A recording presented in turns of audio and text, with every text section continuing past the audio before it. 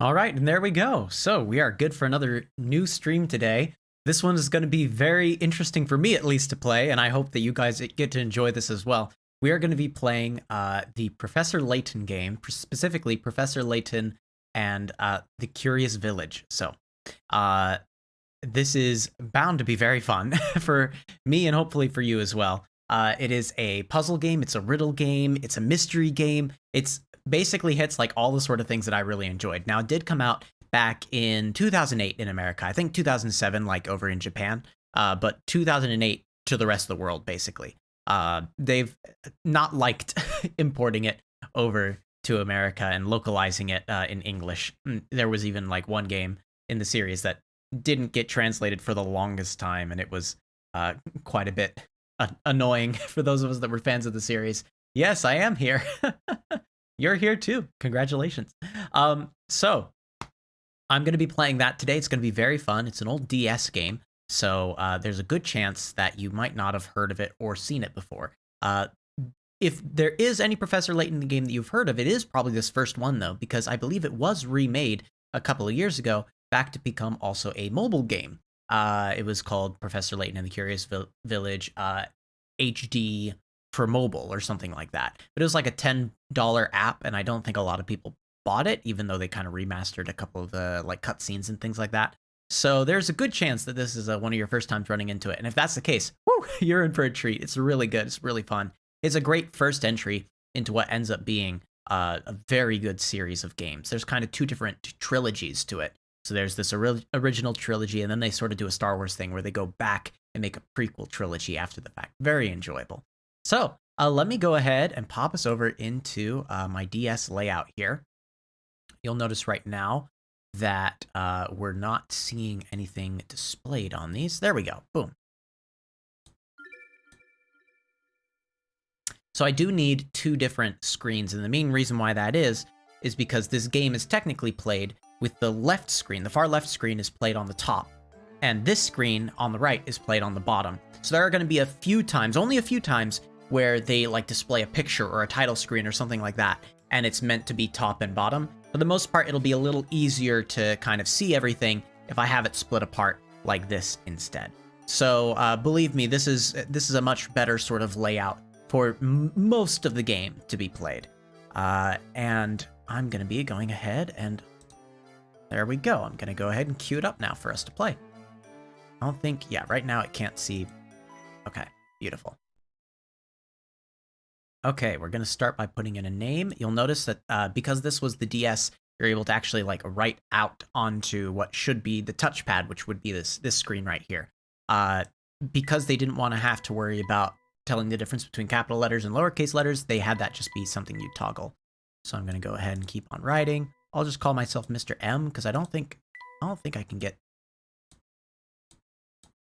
enough letters here.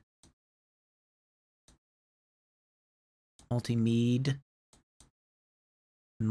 Yeah, it's not going to go well on that one. So we'll just go ahead and make it be MrM. I hadn't even tested that yet. Okay, there we go. To my dear friend, MrM. The rest of this is going to have narration. Things we saw that day in the village became a secret we would have to keep from everyone for the rest of our lives. Because, you see... The audio on this isn't the highest quality. You do have to remember this was a Nintendo DS game, right? So they had to compress a lot of the audio files and things like that. So they don't always come through crystal clear and perfect. But in this opening kind of introduction, prologue to everything, they do a lot of voice acting for it. So we will have voice acting for this first little bit here. It won't stick around the whole time, though, so eventually I'll need to kind of voice what we're reading. I don't understand, Professor.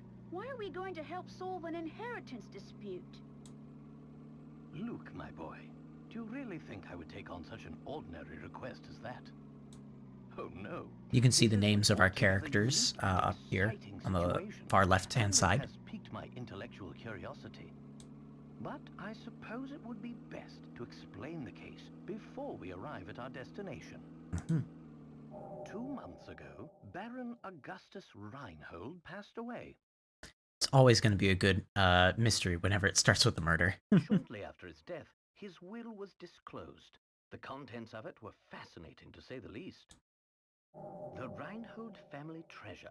I forgot the apple mystery sound effect. So we're going to find the golden apple. Locates this treasure, I offer the whole of my estate. And whoever finds the golden apple gets everything in the will. Naturally, those who attended the reading of the will immediately set out in search of the golden apple. But in the end, everybody came back empty-handed. It turns out that no one had even heard of such a treasure existing, until its mention in the will. Wow, that's some puzzle, all right. Okay. Quite. Augustus Reinhold staked his entire fortune just to create one more puzzle before his death. Again, this is all voice acted right now. It's going to shift soon into us reading and talking through it ourselves. But I wish I could have met him while he was still alive. It certainly sounds like you two would have gotten along, Professor. By the way, just what is this golden apple anyhow? Some speculate it's a rare antique, while others say it could be a gem, yet its identity remains elusive. So they don't even know what the golden apple is or what it looks like. But Luke, I can't shake the feeling that this matter is linked to some larger mystery, something huge. And no, it isn't one giant Minecraft reference. Is that your famous Just figured I'd say that real quick. again, Professor? Well, our first step is getting to town. All right. This is all so exciting. I hope Saint Mystere is ready for the famous archaeologist and puzzle-solving detective, Herschel Layton. So Saint Mystere is where we're headed. I know it looks like mystery, but it's Mystere in this game. Oh, Luke, you know as well as I do that I am no detective. Augustus Reinhold's wife, Lady Dahlia, has asked me to investigate the situation. It seems she came across my name by chance when reading an article about me in the papers. And you immediately decided to take her up on her request, huh? I forget if that means that Well, Luke, we're kind of halfway agreeing to give her the golden apple if we find it. I forget if that's the case. If you say so, Professor. we should be nearing the town by now. Look at the map in the envelope and help me with directions. All right. You got it. It's a puzzle. So this is going to be one of our first puzzles here that we run into. Lady Dahlia seems to have given us a test. We'll need to decipher this map in order to find the village. She wants to see if we're capable of cracking the mystery surrounding the Reinhold fortune. Care to give it a go, Luke? I will do my best. A puzzle like this should be a snap for the apprentice of the great Professor Layton. Okay. Very well then, Luke. I'll leave this one to you. Think of it as a warm-up for things to come. All right, and now you can see kind of the layout that we get of the puzzles. And you can see how it kind of was like we move from this on up to the screen that's supposed to be on the top on the left-hand side. So here we go. So, my village is on a road that leads to no other towns. I look forward to seeing you there. We're going to use our stylus, which is how we're actually touching on the bottom screen here, to draw a circle around the right village, then we touch submit. So, my village is on a road that leads to no other towns. In other words, we're going to look at each of these towns, and if a road... Oh, hold on. Yes. If a road leads to another town, it can't be that town. If a road leads to another town, it can't be that town, which means the only one that doesn't have a road leading to another town is this guy up here. And if you actually look, I just realized you're not able to see my stylus. The road of this town, you can see it goes on and leads down to this town.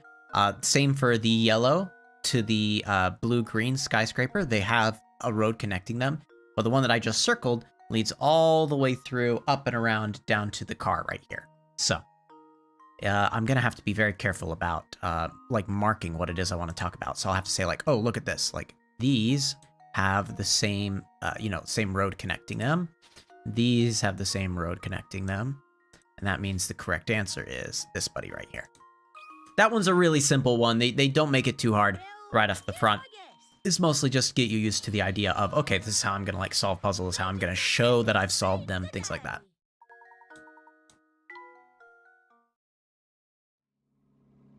Okay. There we go. Now we should be able to make our way to the village. Right you are. We should see it on the horizon any moment now. Huh? Professor, do you mean to say you already figured out the town's location? I'm afraid I couldn't help myself. A basic puzzle like that is easy enough to solve with a glance. Hopefully that wasn't too difficult for anyone Let's watching. gather your things, Luke. We've arrived. Okay. And here you can also kind of see how it was supposed to spread throughout the whole area from top to bottom. But again, it's very rarely that that's going to actually be kind of obvious there. Here we go.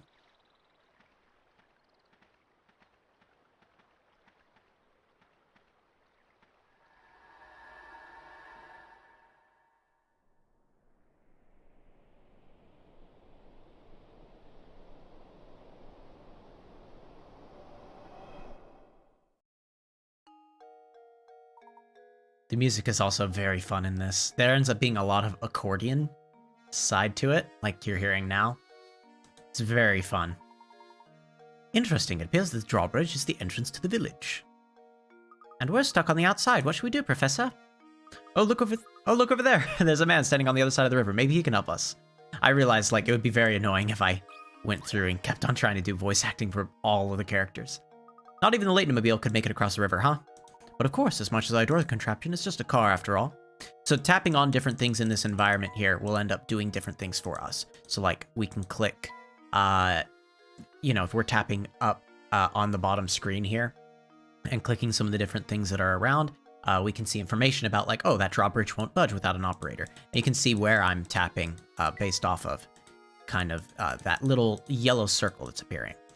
So we could swim across, but it'd be terribly cold. Let's just go ahead and talk to this guy. Good day, sir. We'd very much like to gain access to the village. Could you please drop the bridge for us? Do I look like the sort to go drop in the bridge for a bunch of fancy outsiders? Gosh, you got a lot of nerve. We received a letter of invitation from Lady Dahlia. I don't suppose that changes things, does it? From Lady Dahlia? Well then, I'd sure like to lower the bridge for you, Mr. Fancy Pants, but the engine is busted and I can only move this blasted bridge with a hand crank. There's all these infernal slots I could put the crank in, but I've got no clue which one to use. So, smart guy, you got any idea which one is the right one? This is Franco. Most all the characters here, all the villagers that we'll run into, they all have like their own unique names and personalities and stuff like that, but most of them don't end up being like important characters. They're just people we run into. So I'm not going to be worried about like trying to make a different voice for all of them or something like that. There's no way to lower the bridge and get across without inserting the crank into the correct slot. Choose the slot that fits the crank shown below. We can tap the crank to change the viewing angle. I think it'd be easiest to view it, yeah, just straight on.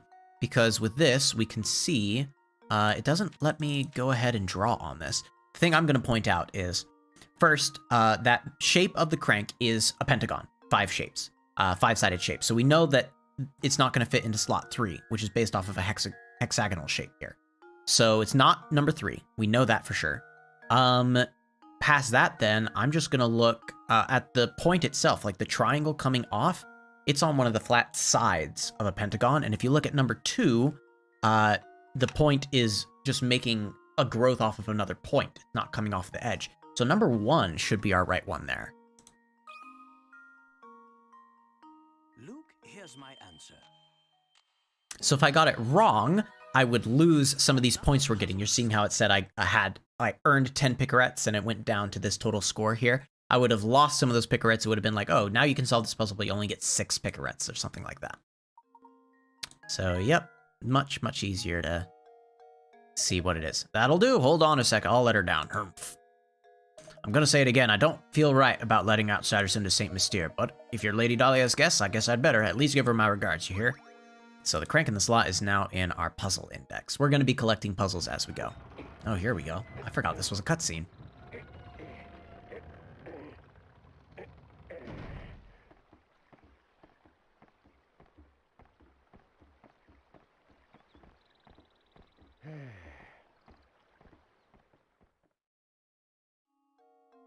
Yes, we finally arrived in St. Mystere. I'm so excited. I wonder what mysteries await us here. Well, Luke, we'll find out sure enough. Soon enough. Just be careful not to let your excitement cloud your ability to analyze your surroundings. So we're going to be moving around by tapping the shoe and then tapping one of the arrows that pops up. So when we want to move around, just tap the shoe. However, I actually want to tap around to a couple different people here and actually talk to them. For example, oh, hello, pleasure to meet you. Welcome to St. Mystere, where our local export is the puzzle. Oh, before I forget, you should know that every time you solve a puzzle, you earn a set number of picarettes. The more picarettes a puzzle is worth, the tougher the puzzle will be. They say lovely things happen when you gather enough picarettes. Imagine that, a reward for solving puzzles. For practice, try this little riddle that your hat reminded me of. Think good and hard before you answer. Strange hats worth 10 picarettes. These 4 top hats are all the same height, but the length of each brim is different. In other words, the hats are equally tall, but vary in width. One of these 4 hats has a brim and height that are the same length. Which hat is it? Well, I'm pretty sure it's obvious that it's not D, because if you look at the size of the brim of D and like stack it up against how tall the thing is, legitimately, my hand is actually like a really good indicator for how tall these things are. So it's quite a bit longer than D is. I mean, sorry, like D is quite a bit longer than it is. B is way too short. C and A are what I would be questioning about. So I'm actually just going to hold a pen up to the monitor here. Yeah, this, the cap here is the same size as the brim. A is really close.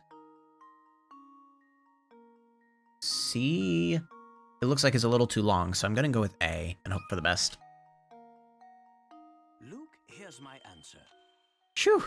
You can tell on that third step there whether they smile or if they frown, if it ends up being the correct answer or not. Yeah, okay, so now it actually shows them all tipped up on their side. This is a very famous optical illusion. Optical illusion is a visual phenomenon where your eyes perceive things differently than they actually are. There are dozens of known optical illusions. What's the world coming to when you can't even trust your own eyes? So you can see, like, the brim of D was far too long, B was far too short, C was just a little too long, A was just the right size. I muted myself in time for that sneeze. Ingrid says, oh, bravo! I think you've got the hang of this. If you try your options one by one, you'll eventually find the answer. However, you'll also encounter lots of puzzles that can't be solved by simply trying all the answers. If you answer incorrectly, the picarettes you earn from puzzles decrease. It goes to show how important it is to think for yourself and find the answer on your own. Well, then best of luck to you. I'll be rooting for you too. I seem to remember there being a thing where it's like you click things and you get hint coins.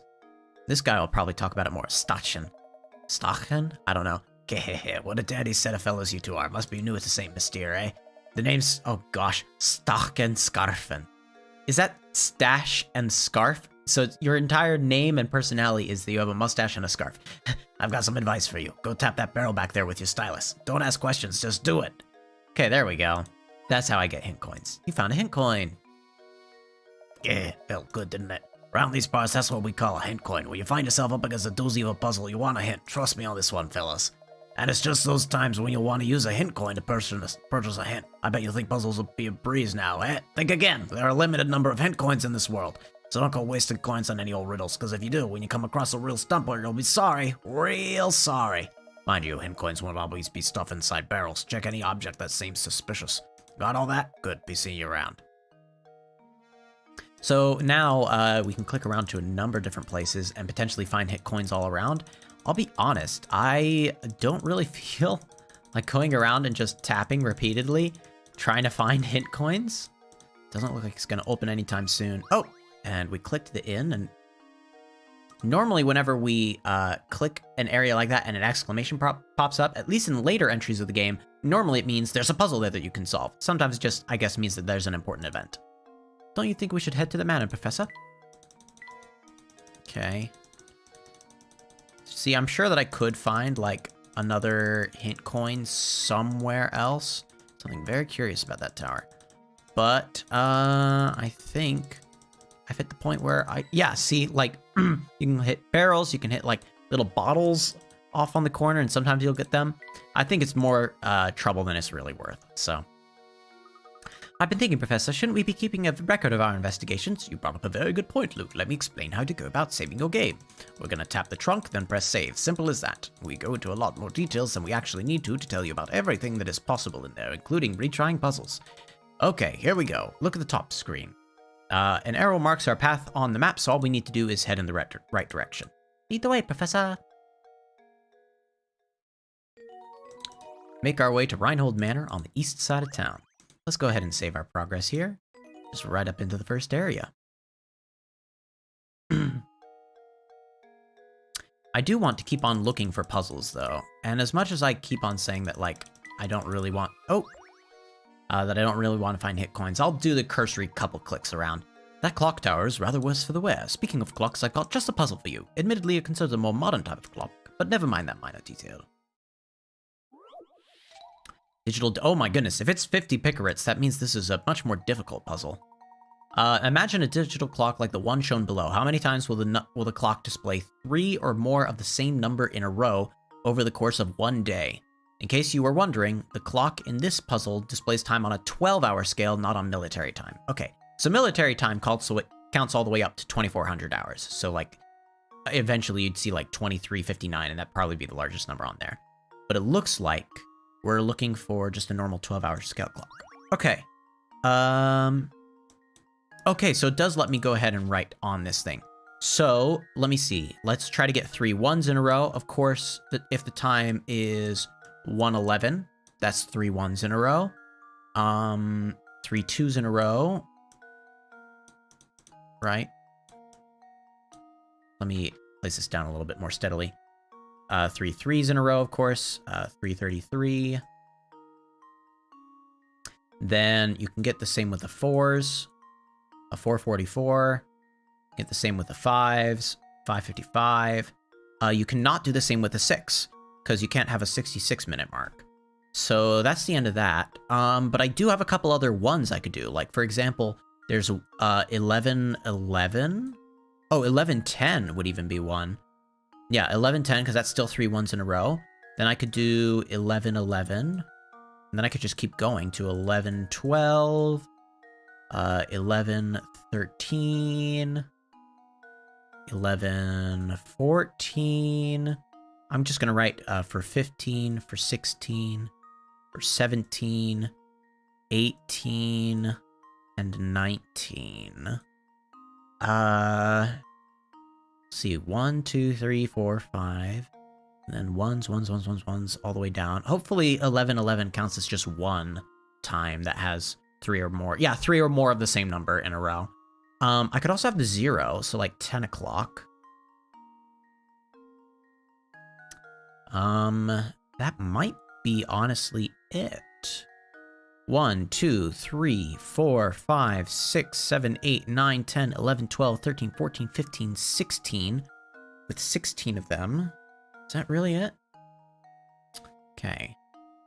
Because if that's the case, then that's how many there would be in a 12-hour period. Oh, 1222 is another one, isn't it? Because, I just realized that while I was looking up at 222. 1222 would also have 3 2s in a row, but still work. But you couldn't have 1333 or anything like that. So that means I have 17 different times that would occur within a 12-hour period. And if it's asking how many over the course of one day, then 17 times 2 is 34. So let's go ahead and do an answer of 34. Submit. See if this is right. On the third click, we'll see if we got it. Okay, he's smiling on the third click, so we know that is the correct answer. Shoo! Oh, they put it up very nicely up here. Yeah, so you can even see what I was trying to kind of scroll out. 111, 222, 333, 444, 555, and then they skipped right over to 1111 and 1222 before they started showing that zeros and ones could be tripled up there. Interesting. Okay. Either way, yep. All right. That was pretty good. Precisely the answer I was looking for. Well done. Okay. Oh, yep. There's a little coin in the trash can. Oh, a little blue door over here, but you're probably going to tell me to go to the... Yeah. Oh, see what this person has to say first. Okay. Sure. Fine. Oh, hello. I'm Percy, St. Mystere's unofficial writer in residence. Reinhold Manor, you say? Head up that road to the right. It's immense, so you'll know it when you see it. But before you go, why not try your hand at this puzzle? If you solve this puzzle, I'll tell you about the village. A writer is nothing without an audience. Okay, where's my house? Can you find my house? Go out the front door of my place and turn left. At the first intersection you'll come across, take a right. Turn right again at the following intersection and you'll come face to face with the morning sun. Circle my house. So after turning right twice? Wait, no, we need to turn left. Okay, we need to turn left, then turn right again in order to face the sun. So we need a place that would have its exit to the north, I think. Because, here, let me just use an example here on the south.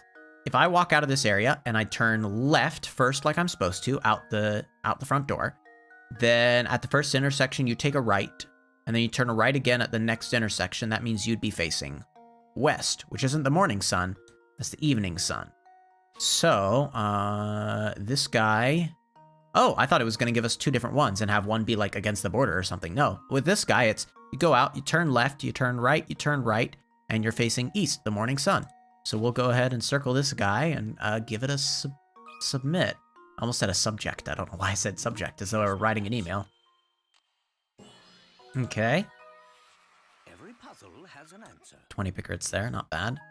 Yeah, it had exactly the same way that I drew it out. Impressive, I thought I'd set out quite the puzzle, but you made short work of it. The Reinhold family owns all the land this village is built on. I hear they own all the buildings too. This town sort of belongs to the Reinholds. Okay, next time we see him, he says he'll have a harder puzzle for us. I think right now I have collected all the puzzles I needed to so far. Oh, you can read like little summary details about everything that we've gone through so far. Same thing here, we can kind of click to see the details of the mysteries that we've been finding out about, like the golden apple. Puzzle index says, yeah, that we've gone through the first 5 puzzles just fine. And we haven't run into any others. So theoretically, if we did miss a puzzle, or if we decide to come back to a puzzle later because it was just too hard right now, that's how we would kind of figure it out, using the puzzle index. Okay. Now will it let us try to access this? Ah, okay. Fine. See, it's acting as though like we have some freedom of choice there, but we don't. Yep, there's another one. Okay, well, we're just going to move on from here. If I try to turn left, I bet it'll also say, yep, Reinhold Manor isn't that way. It very much kind of puts you down one particular route for the first little bit. Look at that man standing in the street. He's blocking the path. How rude. Perhaps he'll move, but I don't think he has any intention of the sort. Surely he's not actually blocking the path. Like, he's blocking the path maybe of our stylus being able to click it, but we could just walk around him. Whatever. Yeah, it legitimately won't let me do anything about that.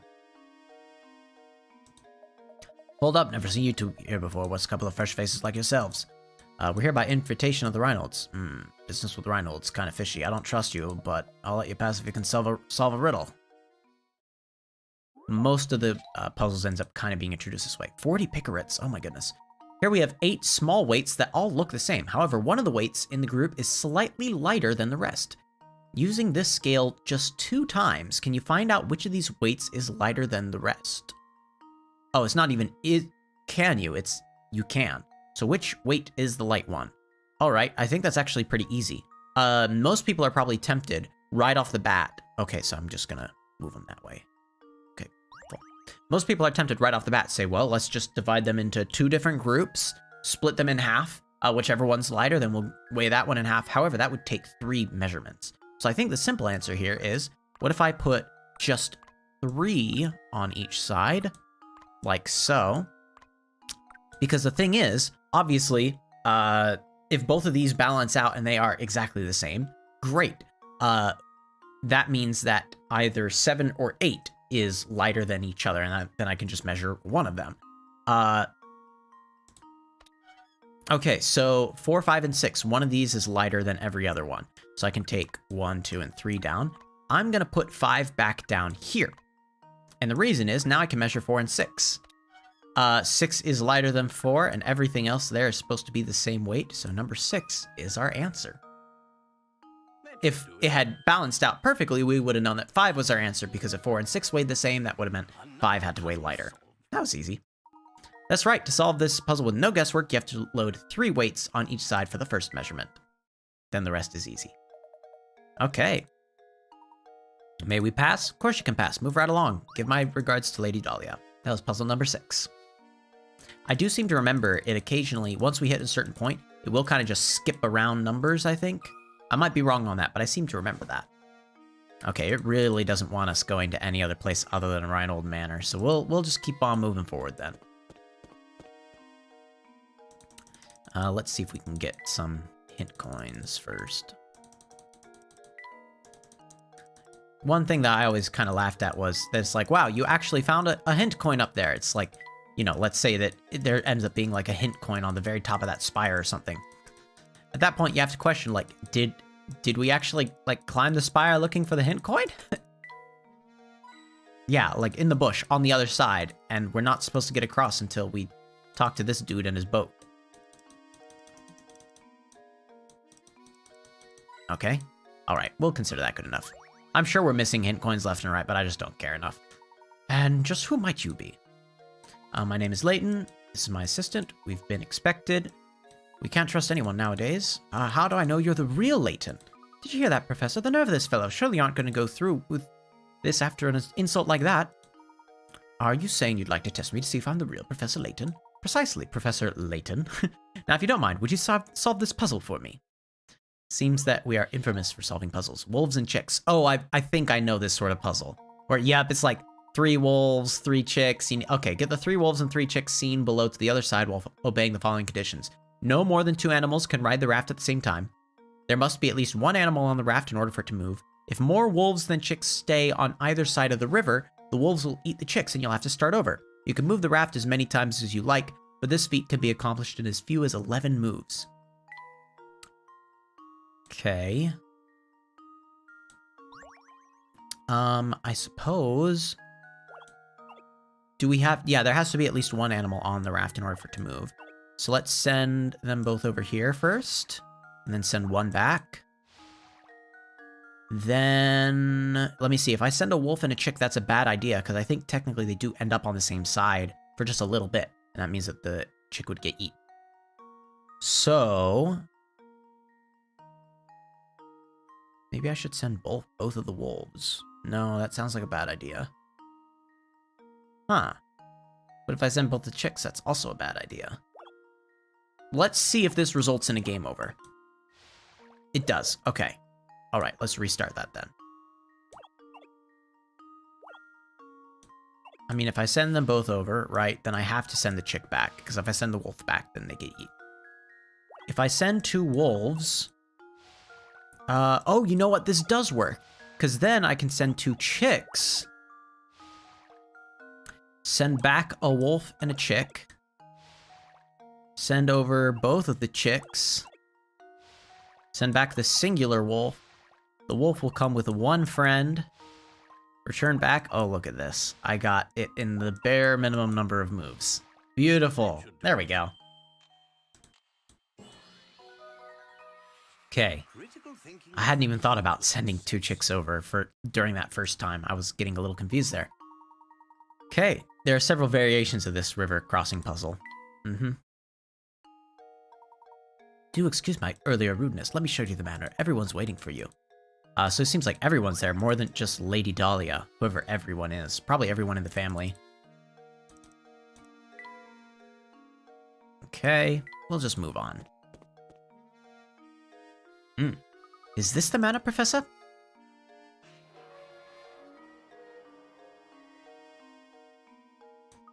Positively gigantic, just look at the size of it. It certainly seems that we've come to the right place. Chapter 1 complete. Boom. Alright, sure. I didn't think I'd finish Chapter 1 that quickly, but alright.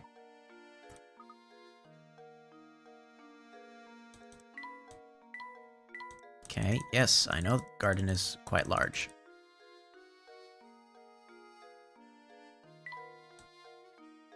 I thought for certain there'd be something up in that chimney. Oh, there's 1 coin.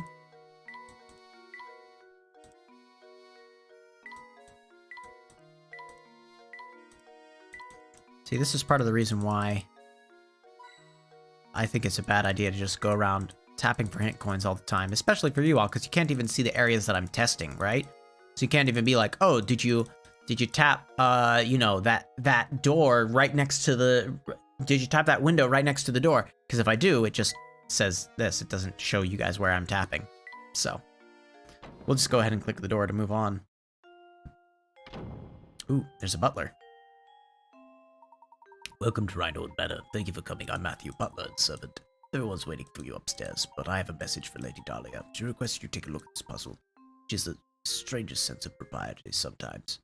To move a match, hold it by its center and grab it. To rotate it, touch one of the ends and drag it. Okay. I've seen a couple of match-moving puzzles before. One poor pooch, the 35 picarets. The matches below are arranged in the shape of a dog. The poor little guy was minding his own business when a car came barreling down the road and ran him over. Move 2 matches to show the picture, change the picture so it shows this dog after the accident. I know how to do this, but I don't like this. Because again, like I've seen a number of match-moving puzzles before. So if I do it as 1 and 2, rather than a dog walking around, now it's a dog flat on the road. Man, I was hoping it'd be like a math puzzle one, where it's like, oh, 0 times 8 needs to be a correct equation by just moving 1 thing. Like, yeah, it's all these sorts of things. It shows you right now how it... Gosh. Okay, I didn't remember that, like, literally the 7th, 8th puzzle had a dead dog in it. Whew.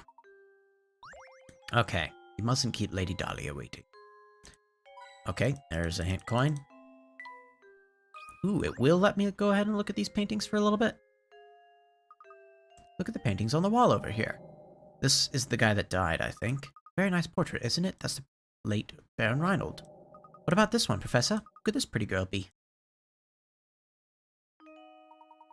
2 portraits are next to each other. This is a likely family. She's probably the Baron's daughter. That's exactly right, sir. You're looking at a portrait of Flora, the late Baron's daughter.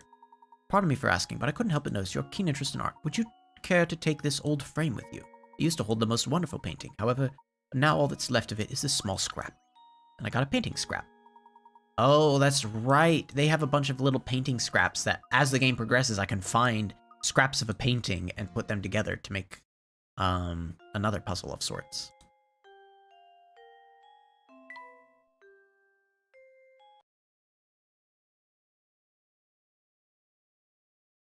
Sorry, accidentally resized things. I don't want to fix that. I need to be careful about that. All right. I think... Ooh, there's a little bookshelf back there that reacted. Bookshelves seem to line every wall. They must have been an avid reader.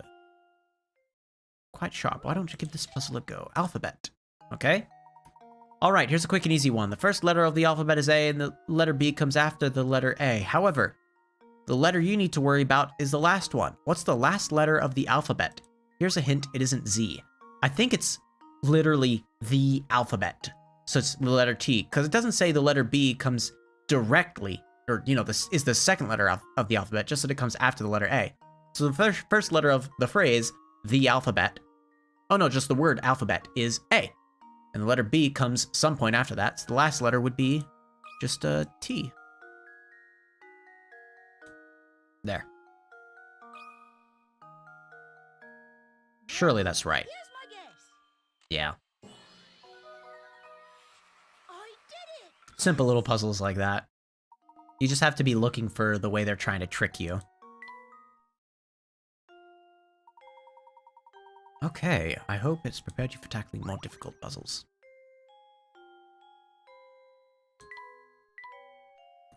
Alright, I think we're just gonna get on out of here, because unless there's like a hint coin hidden in the cracks...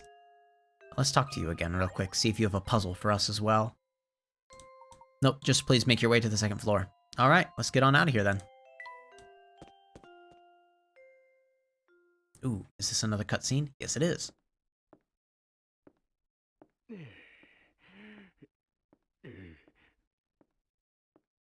Oh? Oh, you must be Professor Layton, I presume. It's an honor to make your acquaintance. Oh no, the pleasure's all mine. Oh, an explosion. Luke, Come back, sweetie! Honestly, why am I constantly surrounded by incompetence? This is a disaster. Whatever's the matter? This is simply terrible. My dear sweet baby, my Claudia. Your Claudia? My honeykins, my smoochy pie, my baby, Matthew. That's probably, yeah, I seem to remember the butler's name being Matthew. Okay, get a few more hint coins around here. Oh, accidentally clicked on the dude, that's fine. You're Professor Layton, yes, my name's Gordon. I'm among those who requested your service. I'd like to explain our situation further, but right now it's probably best to do as Lady Dahlia says. Ooh, little chandelier also had a little thing up there. Look, there's a puzzle hidden here, Professor. There's just puzzles hidden all over. 110, wow, okay, that jumped a little bit. The Vanishing Cube. On the table below are 4 cubes made up of matches. Can you change 4 matches to 3 by moving a single match? Absolutely. It's this guy here. This one right here. If I go ahead and move him around, if I place it down flat like that, 4 cubes has become 3. Easy. I didn't even need to think about that one for all that long. How does this sound? Again, match puzzles are Layton's fairly on straightforward. today. Yeah, and you can even see it here, drawn out a little bit better. Piece of cake. Now let's go find more puzzles.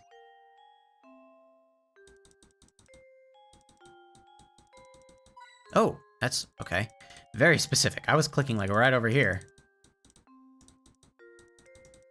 Let's talk to this guy as well, see if he's mostly happy to see us or not. The name's Simon. I'm Baron Reinald's nephew. My father's the little brother of Gordon there, or rather he was until he kicked the bucket, as they say. But I digress. You're the famous Professor Layton. I thought you'd have more presents. Never mind that. I take you won't mind if I throw a puzzle your way. Shouldn't prove difficult to man of your ability. Yes, it shouldn't amount to much more than a distraction. Okay, arc and line.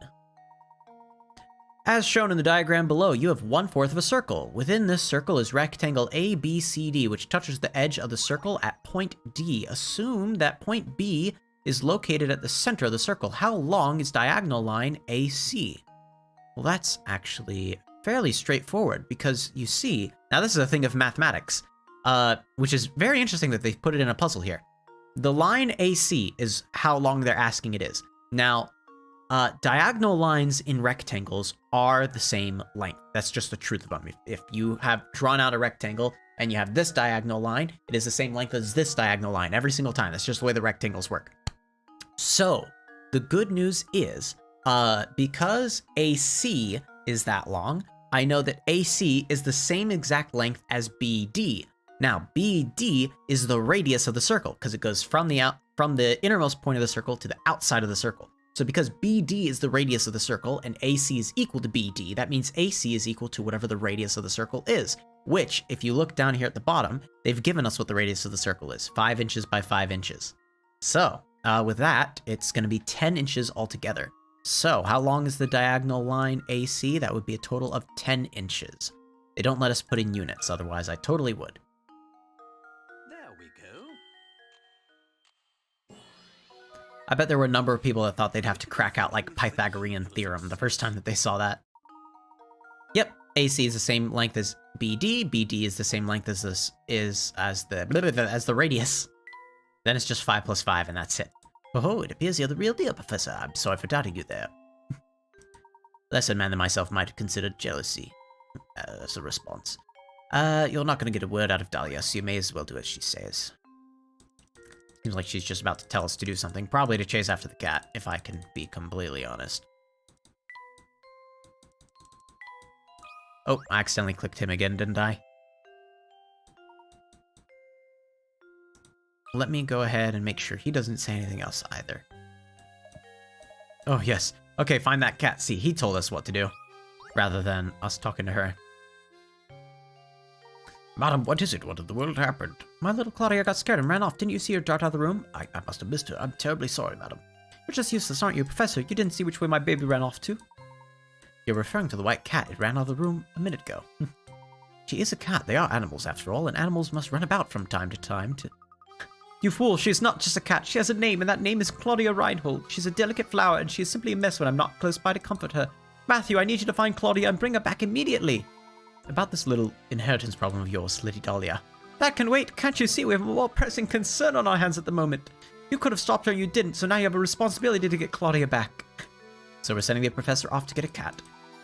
Lady Dahlia seems to have a point. We did let Claudia run off. We have a cat to track down. Okay.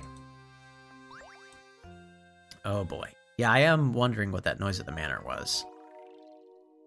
This is kind of like an earthquake sort of thing. Okay. Yes, we'll go ahead and save our progress. Why not? Rather than being in the plaza, now we're in the manor parlor. And we've solved 11 puzzles so far. Wait a second. Wasn't the puzzle, though, that he just gave us, like, puzzle number 11? I've skipped a number somewhere, haven't I? Yeah, I never got puzzle number 8. Where's puzzle number 8 gonna be? I suppose we'll find out. No need to click that. Let's click into painting, see what we've got here. Okay. Oh, no, you can also rotate it? Ugh. That's gonna be annoying. Okay, so you gave me a corner at least. Very kind of you. I'm right now just going to assume it's up there, because I could technically, like, place it down here. I'm gonna place it up here and hope for the best. If I try to place it in one of these other corners, it also does fit up there. Seems to fit well everywhere but down here in the bottom left, where there's a sizable gap. So let's place it up here and hope for the best.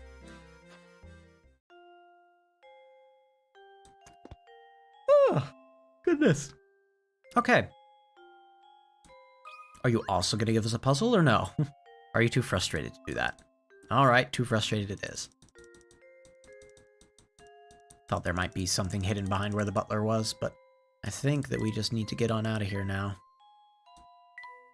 Hopefully I'm not missing puzzle number 8 in a dumb location.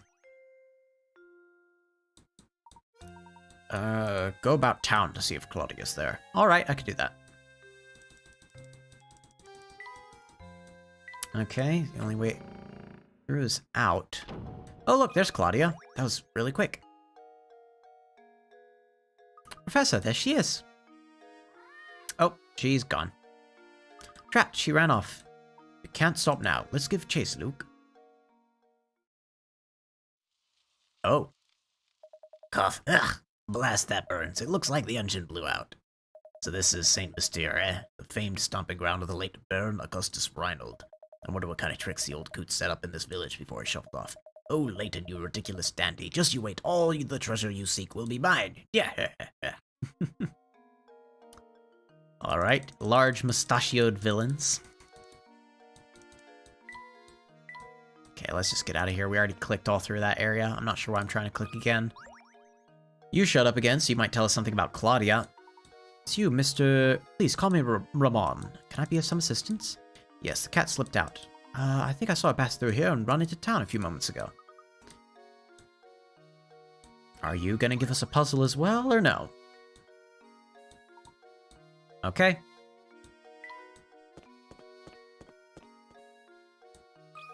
Talk to this guy again. You need something? You do, don't you? Yep, I could see it on your face. An old book is what you are. Do you see the cat? Oh, fluffy white killer, yeah. Ran toward town square. Yep, she went that way. Think nothing of it, buddy. If only all questions were that easy to answer. He is turning out to be a pretty nice guy, which is kind of surprising. Oh, hold on a sec. The blue door appears to be open a crack. Alright, he wants us to just start invading areas here. I mean, I can see the candle looks to be like what I'm supposed to be clicking here, so I kind of want to click it last. The bread and cheese here are anything but fresh. Yuck. Oh no, the chair was something I could also click. Something I find very charming about this chair. That reminds me, Luke, have you seen this one before? Number 14. Oh my goodness, I think we're missing a couple. A new multi-purpose event hall has been built in the center of your town. It will be used for everything from concerts to sporting events to conventions. With the hall complete, it's time to order the chairs. 5 chair designs labeled A through E are being considered, but of all the designs, only one chair is completely suitable for the auditorium. Which chair is it? Probably chair E, because that's the only one that stacks up on top of the other versions of it, right? Like, I'm not sure if you've been in an area where they're like stacking up chairs and then having to put them away, but especially like in a school setting, we'll have rooms that are just dedicated to these chairs all stacked up because they can stack on top of each other, so it saves a lot of space. Yeah, nothing else in there could be stacked on top of itself. Professor, I've solved it! Alright. That's right, of all the designs, only E can be stacked upon itself. The storability of E makes it the best chair for the job. I suppose the puzzle was too easy for you. Ooh, a painting scrap.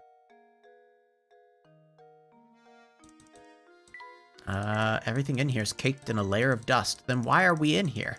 This feels very much like a breaking and entering sort of scenario. No one is working this shop. Fine. The candle seems to be the important thing here. Look here. It simply reminds me of a wonderful puzzle.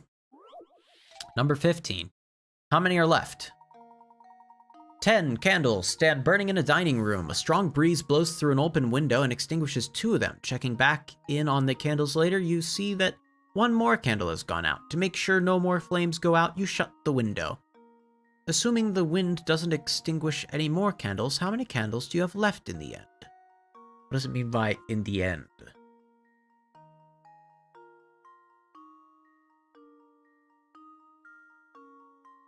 I've got it. I know what it's actually asking here. The first thing people probably think is, oh, it's asking me how many candles will remain lit by the end, right? I don't think that's the case at all. I think what it's saying is, you've got your candles, right? 2 of them go out. That means the candle will no longer melt. It will no longer have the wick burning. It will no longer shrink in size, right? So those 2 candles that went out, you still have them. Also, the third one that has gone out, is also going to stick around as well. Again, it's not melting anymore. The wick is still there, hasn't burned away, right? Every other candle, provided that no other wind disturbs it, every one of them will be extinguished by them, like, melting into a puddle and the wick burning away, right? So I think the only amount of candles that I'd have left in the end are the 3 that blew themselves out. That's my guess. Let's see if I overthought it. Here's my guess. Yes. Okay. On the 3rd one, they had a smile. Layton's apprentice saves the day. Yep. The 7 candles I managed to stay lit will melt down completely. The only candles that remain in the end are the 3 that are extinguished by the wind and therefore stay intact.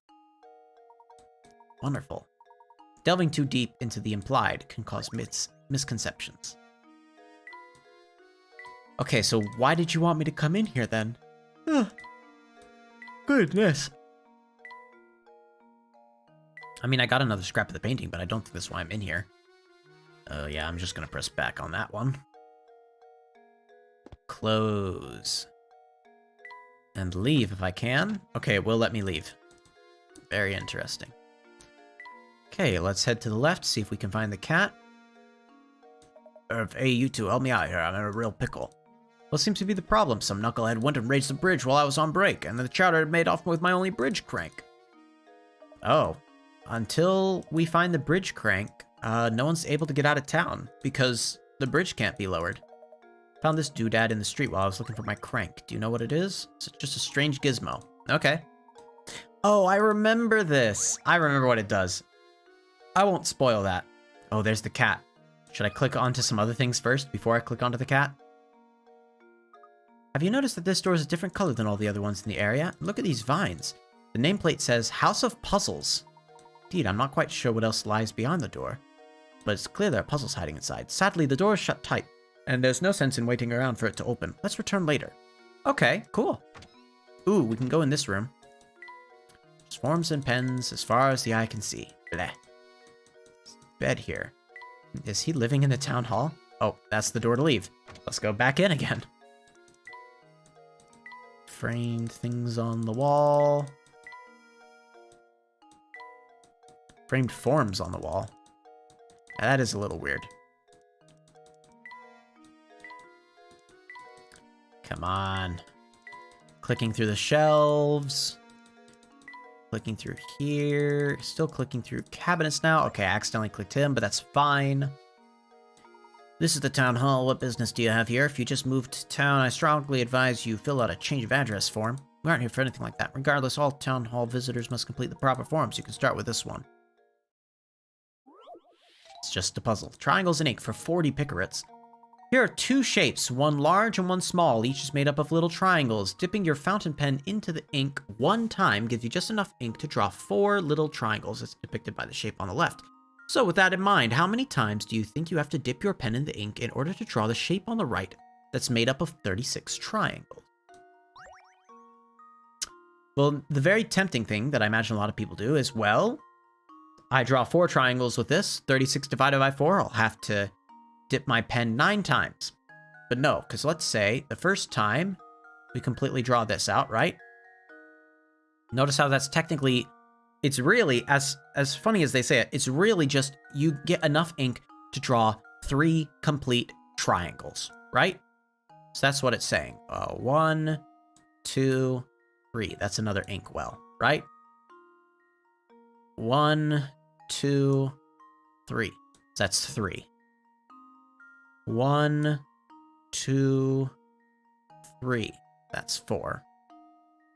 1, 2, 3. That's 5.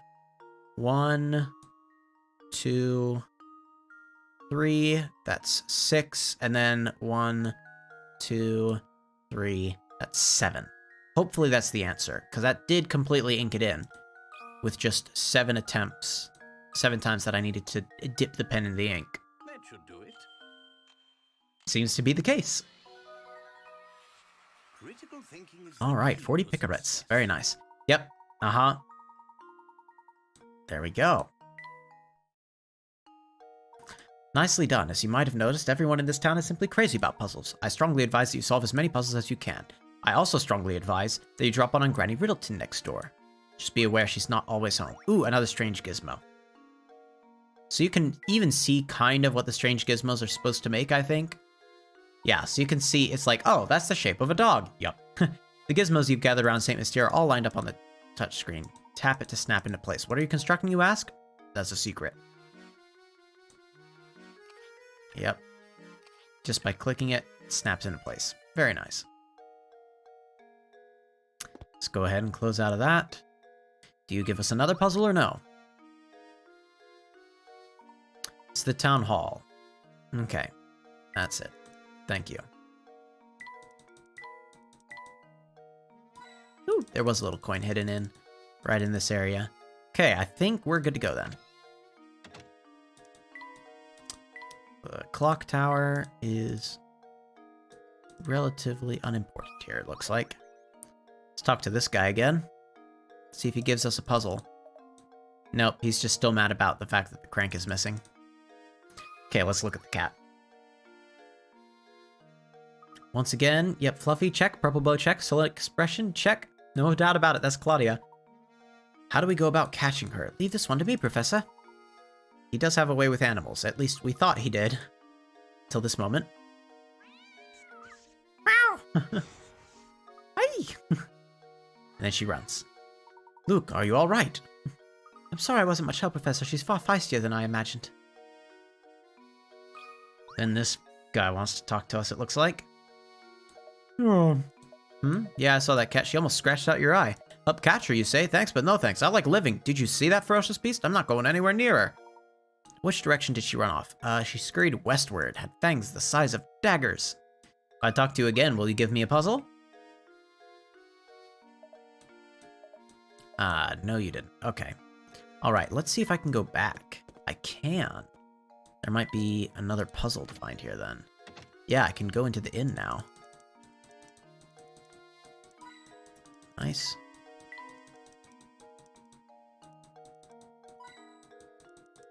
I think I smell bread baking back there. Very nice. Probably fine to not spend all day clicking around this. Let's just talk to you. Oh, hello there. Welcome to the inn at St. Mystere. We're the only inn in town, you know. Visitors to our small town are quite rare. Do you have any open rooms we could rent? Oh, my stars, what terrible timing. We're currently remodeling all of our guest rooms. The only rooms left are in the attic. But if you don't mind that, I'll make sure you're very comfortable. I do hope you'll stay with us. It's been a while since a fine gentleman such as yourself stayed. They're not very big, but I'll make sure they sparkle. Try to get you 2 normal rooms as soon as possible. Oh, all the beds are out being refinished. I'll even drop the nightly rate. There's just... The inn option has been added. It's a puzzle where you arrange items in Luke's and the professor's rooms. To access it, touch the trunk. Okay. I do not remember this game. A lacquered stool. I don't know. Send it to Luke. Okay. Hopefully that's not permanent. Oh, that is the little orange picture frame was also a hidden puzzle. I was going to say something to look at, but 112. Uh-oh. A work from a famous artist was recently discovered. The painting is a self-portrait of the painter in his later years, as entitled My Beloved. Assuming the artist wasn't a huge narcissist and referring to himself, his beloved should appear in the painting somewhere. Can you find his beloved? Move the different sections of the picture around with your stylus. Touch the arrow icons to rotate picture sections. So it looks like the negative space is going to be the important thing here. Oh, yeah, hold on. Hold on. Oh. Hold on. It's something like this, I bet. Is that it? That looks like that's probably it. Press submit to that. How does this sound? Yep, that's it. I did it! Yes! Silhouette of the artist's true love was hidden in his painting. The painting must have been a tribute for his love for her, or for himself. Now to go find some more puzzles. Okay. Oh, let me talk to her again. Are you going to give me a puzzle this time? Oh, yep, there we go. See, it's always important to talk to the characters more than once, just in case they give you a puzzle. As you can see, what we have here is a trash and a dustpan made of matchsticks. Can you move 2 matchsticks to change the picture so the dustpan is holding the trash? Yeah, that's easy. I go 1 and 2, like so. Submit. There we go. Seems he's already saying there we go, so that's probably correct, yeah. Critical thinking is the key to success. Okay. Just as I suspected. I knew you were a man who knew his puzzles. Hand-woven rug. Let's send it to Layton.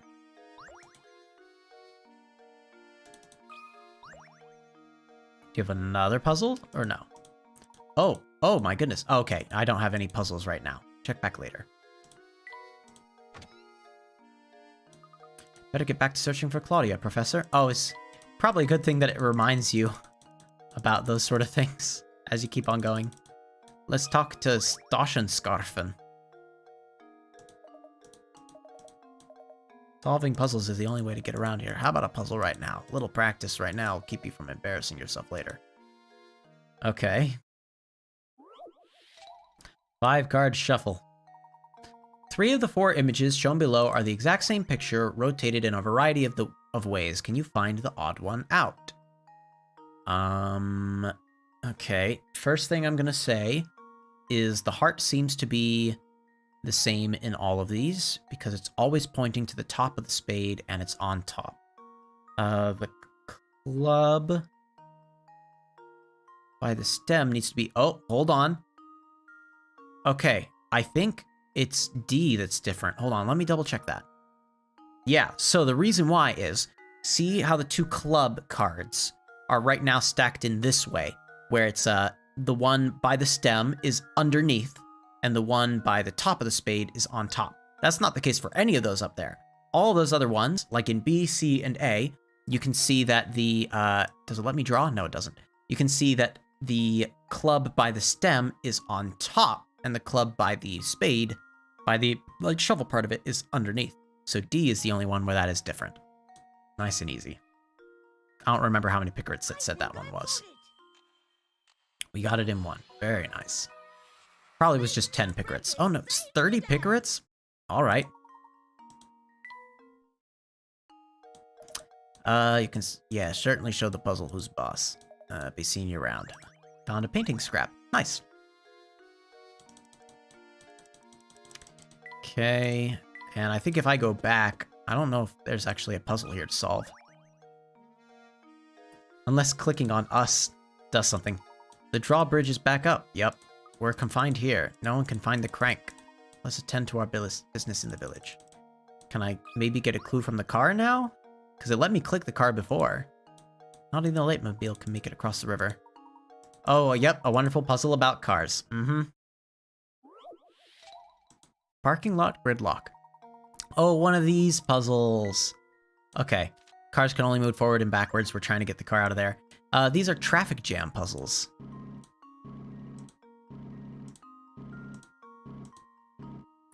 Seem to remember it being something like... these things could be solved basically like this. Hold on. If I move you all the way up there, and move you left... Hold on. Hold on a sec.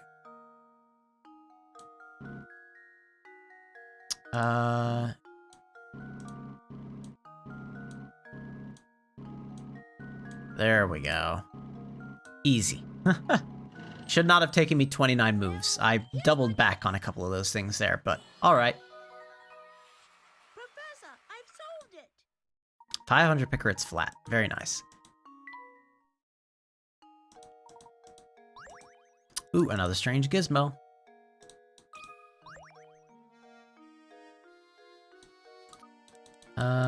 Okay, yep, and we're done with that car being used for puzzles, I guess. Just wondering if any of these would give me coins. I guess not. Maybe they didn't think to put coins back on the first area. Oh, there's a little coin bag there in that window, though. I'll try clicking that. Yep, there we go. Nothing about the moat? Okay. So that's why we're trapped here, because it would be cold to swim in the moat. Gosh. Okay, let's go westward now to the new area. Menu for the restaurant. Ooh. Hidden puzzle. Nice. 111. One of the 4 shapes below has 1 less match than the rest of them. While studying these 4 small shapes, your friends approach you with a riddle. I'm thinking of something that is necessary for human life. It appears in just about every house you've ever visited and decreases in amount gradually the longer it's around. What am I thinking of? Would it just be the word food? It's probably food. I mean, I was looking at a restaurant menu. Why wouldn't it be food? Well, here's my guess. This isn't even a thing of I remember these puzzles. These are just simple match puzzles that have been done 1,000 times before. As long as you're knowing that sometimes you'll need to make other numbers that exist or other letters that exist. Yeah, I wish all puzzles were this easy. Be very nice. Oh, it does let me into here. Ooh, I feel like I'm getting really off track, and I'm fine with that. Ooh, hint coin already. Look up there. Oh, that's the way to leave, so I don't want to click that.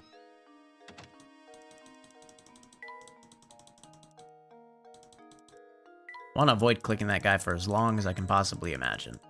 Okay. All right.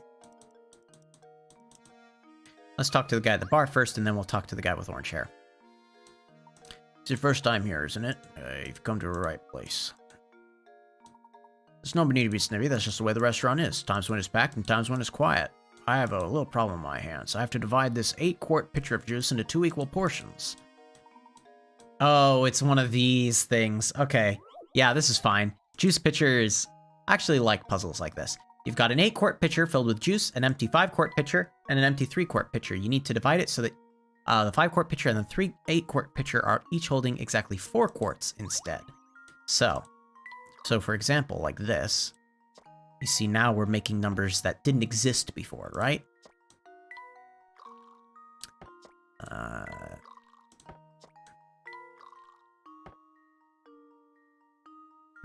Aha! There, easy. Nice. It's just mathematically just moving things around to make sure that you don't recreate a number like 5 or 3 that could have existed before. That's all I was doing, was just constantly making numbers that weren't 5 and 3 in order to eventually get 4 by accident. Okay, so that's how it's done. Great thinking. Thanks a lot. If I have troubles like this again, do you mind if I call you for help? Sure thing. Let's see if he has another one right away. Oh, nope, he's just offering us beverages and sandwiches. Here you two are into puzzles. There's a puzzle in these coins. Have a look. Okay, equilateral triangle. In the drawing below, 10 coins are arranged to form an equilateral triangle. Triangle is pointing up right now, but can you get it to point down by moving 3 of the coins? Yes. 1, 2, and yeah, this is already counted as moved. 3. It's not a difficult puzzle. It's generally regarded as a very simple one. I'll press submit and hope that got close enough. That should do it. They smiled, so I guess we're good. Critical thinking is the key to success. Okay. 605 pickrits. Oh, it keeps on showing it like that. Alright, cool. Yep, we're a bunch of puzzle nuts. We've found a couple of strange gizmos. So, I'm gonna talk to this guy again, see if he has a puzzle, and then I'm gonna open up the gizmo area to see what I have. Okay, so eventually I'll want to come talk to these people again, and they may have a new puzzle for me. Until that point, though, just placing in a couple of these mysterious objects so I can make a mechanical dog. Alright, and out the door we go. Let's talk to some of the people out here now. After I click around to some of the items. Here, see if I can find something. Yep, like a hint coin. Alright, I think we're gonna consider that good enough for searching. Oh, yep, there we go. Okay, let's talk to little Granny first and then to the shouting guy. Have you seen a white cat run by? Ah, yes, it ran that way, towards the park. What are you doing with it once you find it? Is it okay if I start from the beginning? Absolutely. I'm totally fine if you're not watching this live. In fact, I wouldn't be offended also if you sped up the video to make it a little easier to watch along with, so that you can potentially catch up. Because if you speed it up to like 2 times the speed, that means you would watch everything I've done in about half an hour and still be on track for the end. Okay, 7 prize-winning pins are lazing about in a pen. To make sure that the pigs don't fight with each other, you've decided to section off the pen with 3 ropes. Can you hitch the ropes up to some of the posts shown below and separate each pig from its neighbor? Remember, not even a snout or curly tail can sneak over a partition. Just 3 ropes? If I'm using just 3 ropes, then I'm gonna have to make kind of a bit of a funky shape. Like this. Did I seriously just figure it out? I was just showing this as an example of like, in order to make something there, it would have subdivisions. No wonder this pig is so small in the middle. I'm so sorry, pig. I think this legitimately did it. 1, 2, 3, 4, 5, 6, 7. Yeah. All right, cool. Sometimes just thinking about it mathematically right off the bat, I was trying to think like how many intersections there'd have to be in order for me to get 7 different subdivided areas, and that worked. Some fish bones. Good luck with the cat. Okay, so with those fish bones, I'll probably actually be able to lure the cat. Oh, and now I could actually click the barrel behind it, too. All right, let's first talk to this guy, because he's been mad for a while. Then I'll go over and talk to the girl that's kind of giggling behind a hand. He's super mad. Why am I angry? There's these 3 buzzers in town, so we just can't stand each other. None of us want to see each other's ugly mugs, but St. Mysteria in a big place, right? Sometimes we cross paths on the way to work, and just like that, bam, time for a screaming match. I do wish we could find a way to keep from bumping into each other in the mornings. Hang on now, looks like you got a good head on your shoulders. Do a guy a favor, help me out with this. Number 20, unfriendly neighbors. Ooh, 50 picarets. Draw a path between each man's home and his work by connecting matching blocks. The men can't stand each other. You have to make sure that none of the paths touch. Oh, okay. This sort of stuff is generally pretty easy. Like, A should probably stay all the way on the outside border, because that's the least chance he's going to run into anyone else. I know it's tempting to just go up like this for C. However, if you look, that means D is completely locked in this area. He can't get around. So, A might actually not be as easy as we thought. I'm gonna place it this way for right now, but I think if I do that, almost... Oh, wait, no. Look, what if I go around this way? There we go. Then I'll make, B can just... Oh, no, B can't go straight down. Because I was going to say B could go straight down and D would be able to go up and down through here. But that isn't an option. Very interesting. Hold on. Huh. I think I need to rethink how all of these take their path. Now, let's just say, for funsies, that B is the simple, direct path. That is the case. That means D would need to take a path like this. However, that blocks C off. Because if C went around this way, which is really the only way they can possibly make it now, A is now stranded here. So... it can't be that B's a straight line. Because the only ways... Oh, well, maybe... Hold on. Hold on. Maybe there's a way. Because then if A goes around like this, and then C goes up like this, boom! There we go. I feel very proud of myself for coming up with that. Another puzzle solved. Okay. Oh, look, and C and D actually had 2 different orientations that they could be in. Nice. Now I can finally get to work without blowing my stack. Okay, that old mess of a tower beyond the town square, you know it's good for you, you'll stay away from that thing. Well, alright then, buddy, I'm off. You still look mad. This time I'm just livid, it's too much to take. It's a blasted puzzle. Oh, look, it's a second puzzle. You stupid jerk of a puzzle. Pill prescription. A man has been prescribed 10 pills. Starting today, he must take 1 pill a day, but because the concentration of the medicine is different in each pill, he must take them in a specific order. Since the pills all look the same, the man has decided to write numbers on each pill to help him remember the order he needs to take them. How many pills does he have to number if he wants to keep track of the order? I imagine he's going to take 1 today. That means he'd need to label this one, this one, this one. 5, 6, 7, 8, 9, and I think that would be it, because he's going to eat this one today, right? And on the last day, he doesn't need this one marked at all.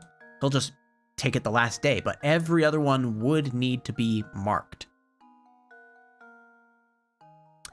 So I think it's only 8 pills. 1, 2, 3, 4, 5, 6, 7, 8. Yes, I'm going to say 8 pills. He only needs to number 8 pills. Because he's going to eat the first one, and that means he wouldn't have to mark the last one. There we go. Nice.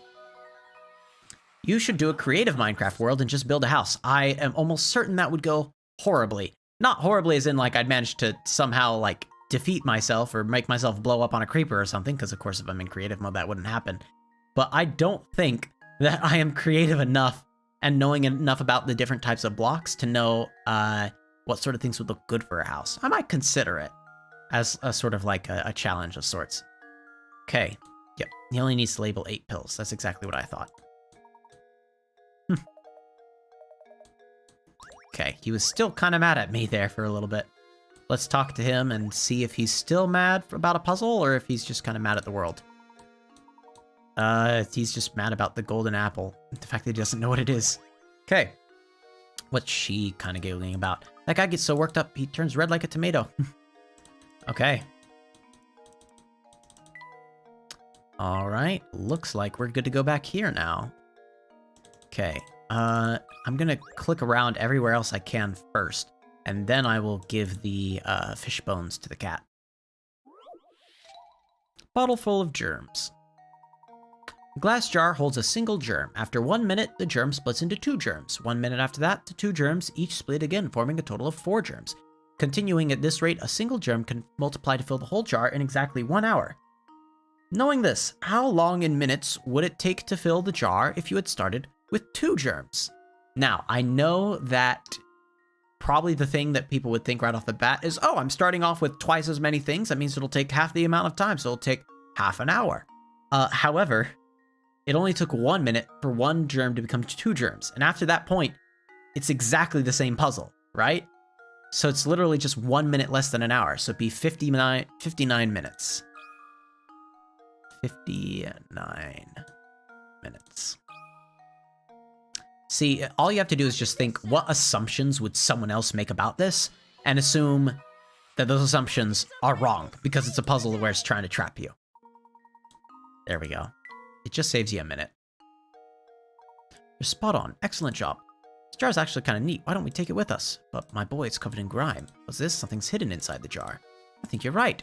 Reach in a hand inside. Oh, it's a painting scrap. Oh, there we go.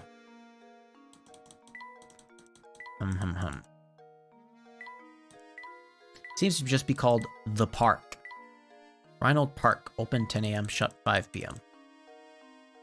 Interesting. Normally public parks don't have a close-by date. But I suppose if there's a Ferris wheel back there, that it's much more like an amusement park than like a go and have a picnic there park. Oh, there we go. Let's see if there's one on this side. Nope. All right. We'll just talk to you and give you a fishbone and move on with our lives. There she is. Use the fish bones. Here, Claudia. Come here, girl. Yeah. We've done it, Professor. Here she comes. Excellent. Now we can head back to Raynor Manor.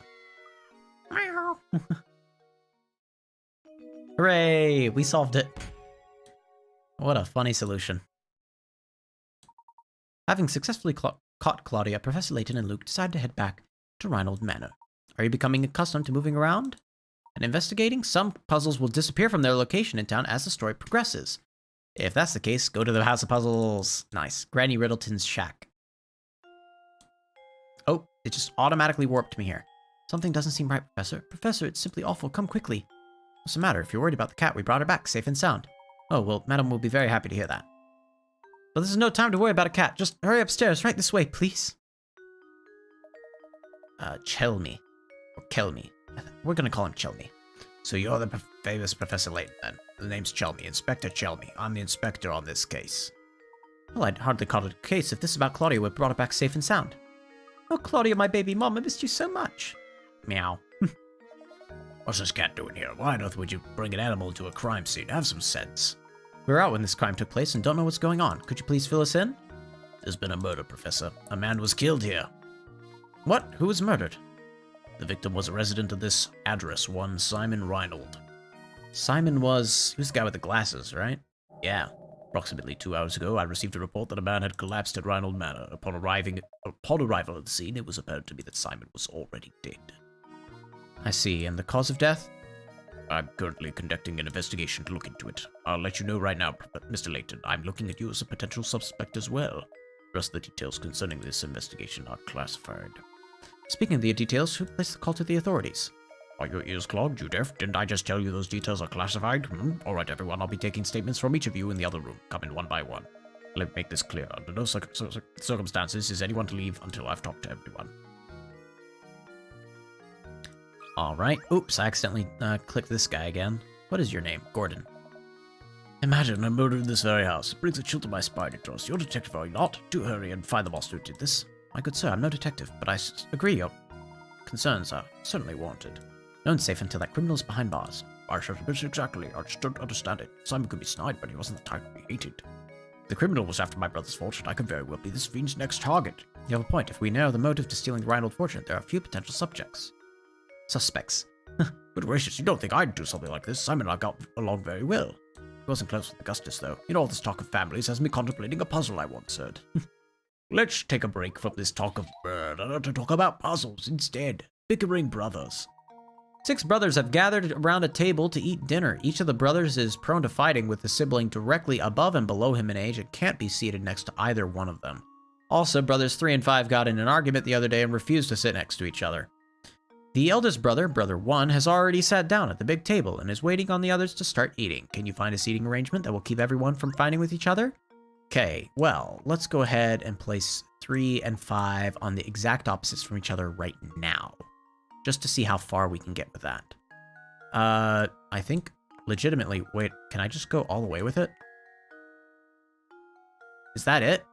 Hold on. The siblings directly above and below him can't sit next to them. So 1 couldn't be next to 2, so next to 3 and 5. 3 couldn't be next to 2 or 4 or 5, so he's next to 1 and 6. 6 couldn't be next to 5, so we put him next to 3 and 4.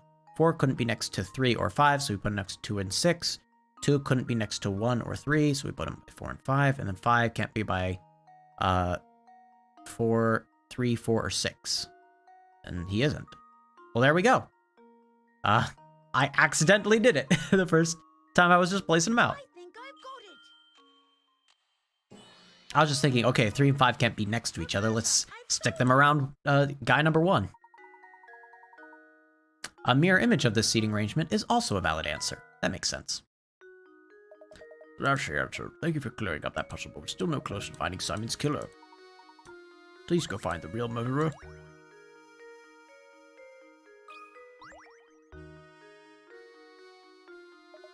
Poor Simon murdered right here. Bring the criminal to justice, I beg you. Not sure why I'm still clicking around. I don't think that they hide puzzles in between levels. They might, but I don't think so. I didn't mean to click you. I meant to click the butler. There. Did you notice any strange characters around the manor around the time of the incident? I didn't even know about Master Simon until Inspector Shelby showed up. It's told the inspector carried the body out shortly after arriving. It's not normal to move the body from the area. I found this in the room where Master Simon's body was discovered. It's a cog. It's a cog so small that one could search the room and miss it. Look, it has an engraving. Small cog. Now that you mention it, I know a puzzle about an object that almost fits that description. What? Are you joking? A puzzle at a time like this? Yes, Luke has the correct response to the scenario. You are holding an 8-pointed shape with a red dot on it. If you hold the shape so that the red dot is in the position shown in diagram A, then flip it over, you'll see the black dot as depicted below. Now, assume you're holding the shape as shown on the left side of diagram B. Where will the black dot be when you flip the shape over? Draw a circle around where you'd think it would be. Okay, you need to think about this in 3D space, right? Because what we've learned is, if the red dot is on top, the moment we flip it around, the black dot is on the left of it. However, the more accurate thing to say is that black dot is located here on the little gear, because the moment it gets turned around, it is then on the left-hand side, right? So that means currently the black dot is here on this, which means once we flip it around, that means it is now here. That should do it. Luke, here's my answer. Phew, it was the right answer. Critical thinking is the key to success. Yep, take a look at the diagram for the answer, and it's exactly what I said. So they even did what I did, where it's like, okay, I'm gonna draw the black dot. I show that it's like 90 degrees, like a 90-degree area away from the red dot. So just consider it a 90-degree area away from it, or you could think of it as just 2 spikes to the right. 2 spikes to the right was where the black dot was, which means it flips over. There are 2 of the little flies around here. I need to find a way to to eliminate them eventually. Come on. My apologies, but I'm afraid I don't know anything that would aid your investigation. This small gear's enough for us to go on. I do wonder why you're giving it to us. I believe you're a good man, Professor. I'm confident you'll put the whole of the puzzle together. I appreciate the vote of confidence. Well, let's talk to the butler again just one more time to see if he gives us a hint or a puzzle or something. He's willing to help us out. Alright, Inspector Chelmy. Does everyone who was present at the scene of the crime? I believe we're missing Ramon, sir. Ramon, where is he and what on earth is he doing? Matthew, fetch Ramon at once. I've not seen Ramon for a few hours now. What? Don't tell me he was taken as well. No, hold on a moment. He's a suspect too. Perhaps he fled the scene of his crime. Where could he be at a time like this? What if the murderer got Ramon too? Okay. Where did Lady Dahlia go? I believe Madam has retired to the adjoining room to relax on her own. It makes sense that she'd have to relax after something like this.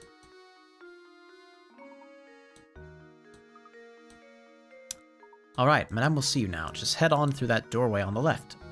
Oh, that's a door. Cool. Let me talk to this guy real quick, see if he has a puzzle. Did you think of a puzzle in the amount of time it took? Nope. Okay.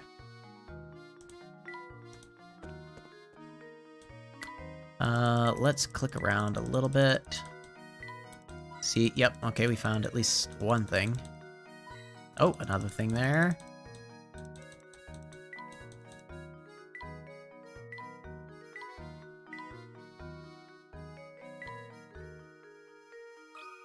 Alright.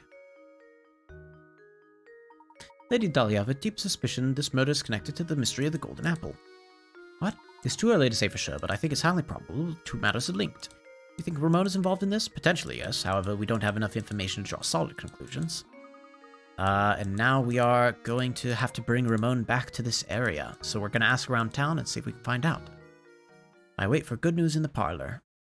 Oh man, I wanted to look at the picture behind her. Ah well. Yes, I'd love to save my progress. About a half hour more. Yeah, it's that one.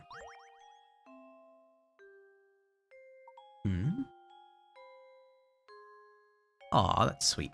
Oh, that's the granny near the front. Look at this picture. What is it, Professor? Oh, isn't that Lady Dahlia? She's holding a baby. That baby must be Baron Reinhold's daughter, then. Laura was her name, wasn't it? Gosh, what a cute baby. Lady Dahlia hasn't changed much, has she?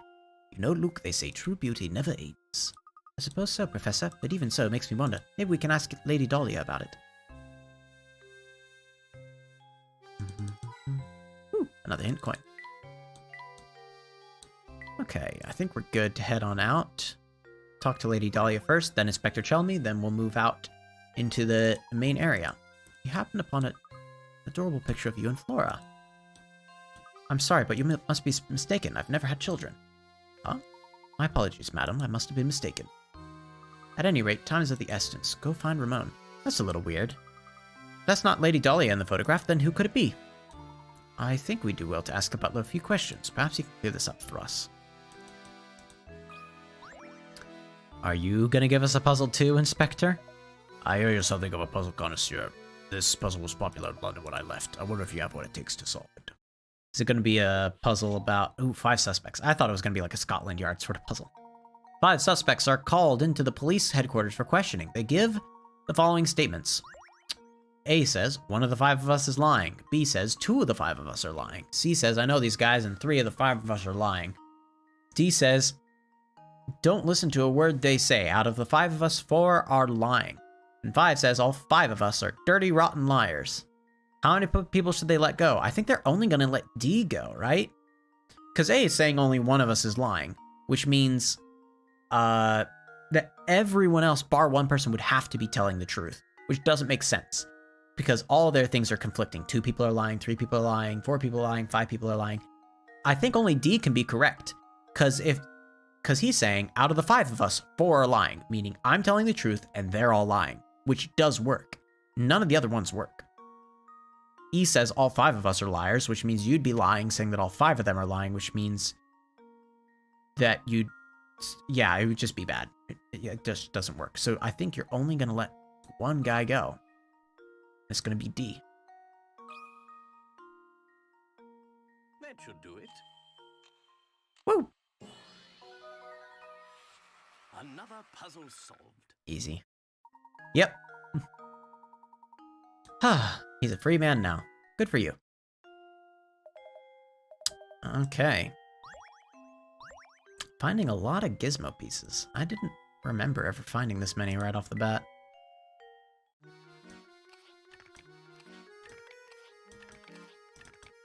Okay.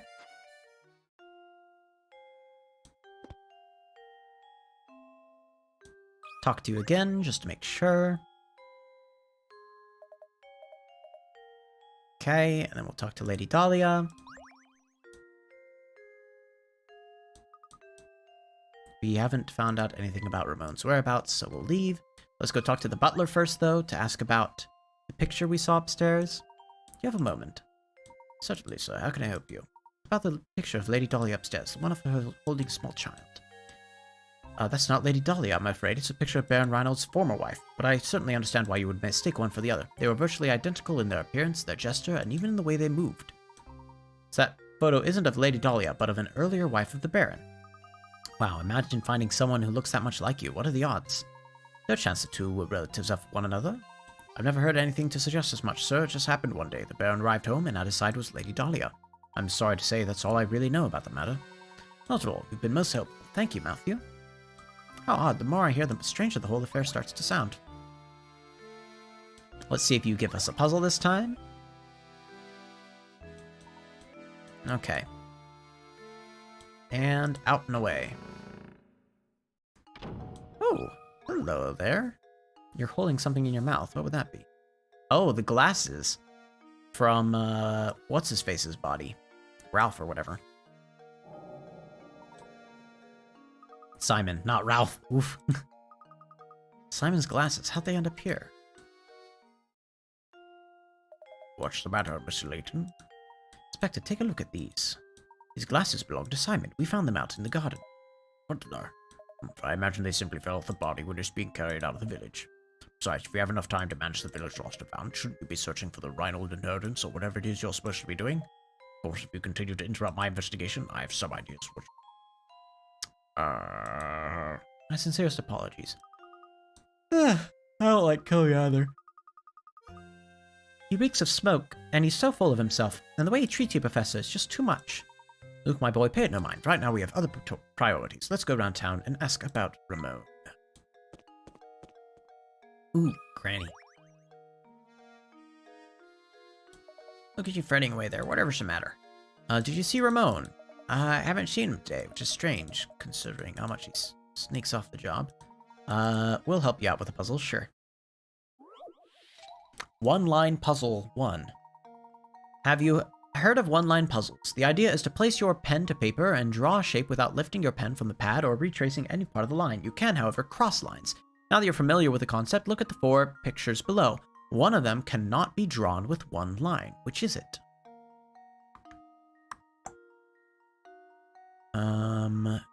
Let me see.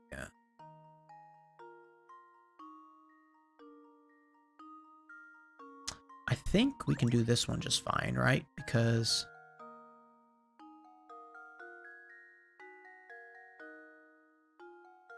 Gosh.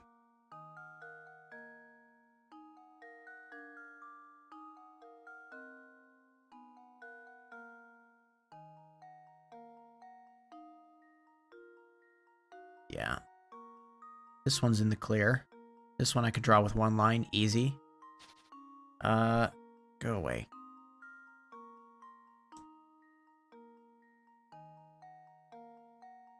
Hold on.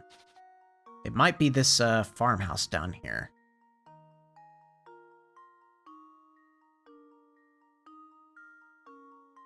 Just because those X's create a large number of things where now I have the place where I have to end.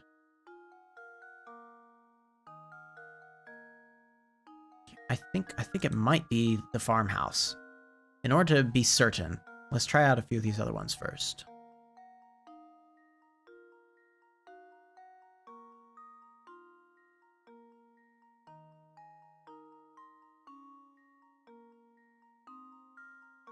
this one is just fine. Seriously, so many small little flies. Now let's try this one. Right? We can get this first part done easily enough.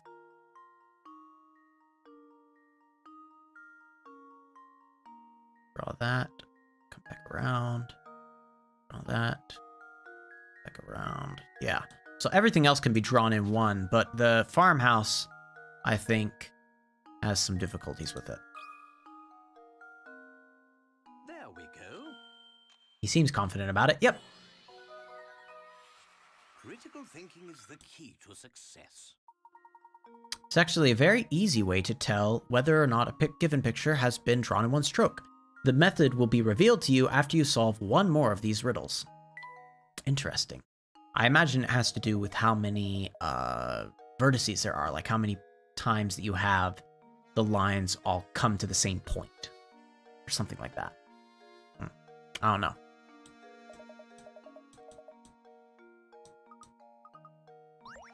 Alright, got another gizmo. Oh, I didn't expect the boat to actually do something. There's a hole in the boat. Have you heard the one about the sinking ship? Okay. SOS, 15 people are trapped aboard a ship that's going to sink in exactly 20 minutes. Their only chance for survival is the 5-person life raft stowed on their vessel. To make matters worse, the waters around the ship are teeming with man-eating sharks, so swimming to safety is out of the option. A round trip to the nearest island and back takes the boat 9 minutes on the raft. How many people will live to see dry land? All 15 of them, right? Oh, wait, hold on. Oof, no. Because someone has to bring the boat back, right? It depends on if it takes someone, if someone has to come back with it. Because the first thing I would have said was, the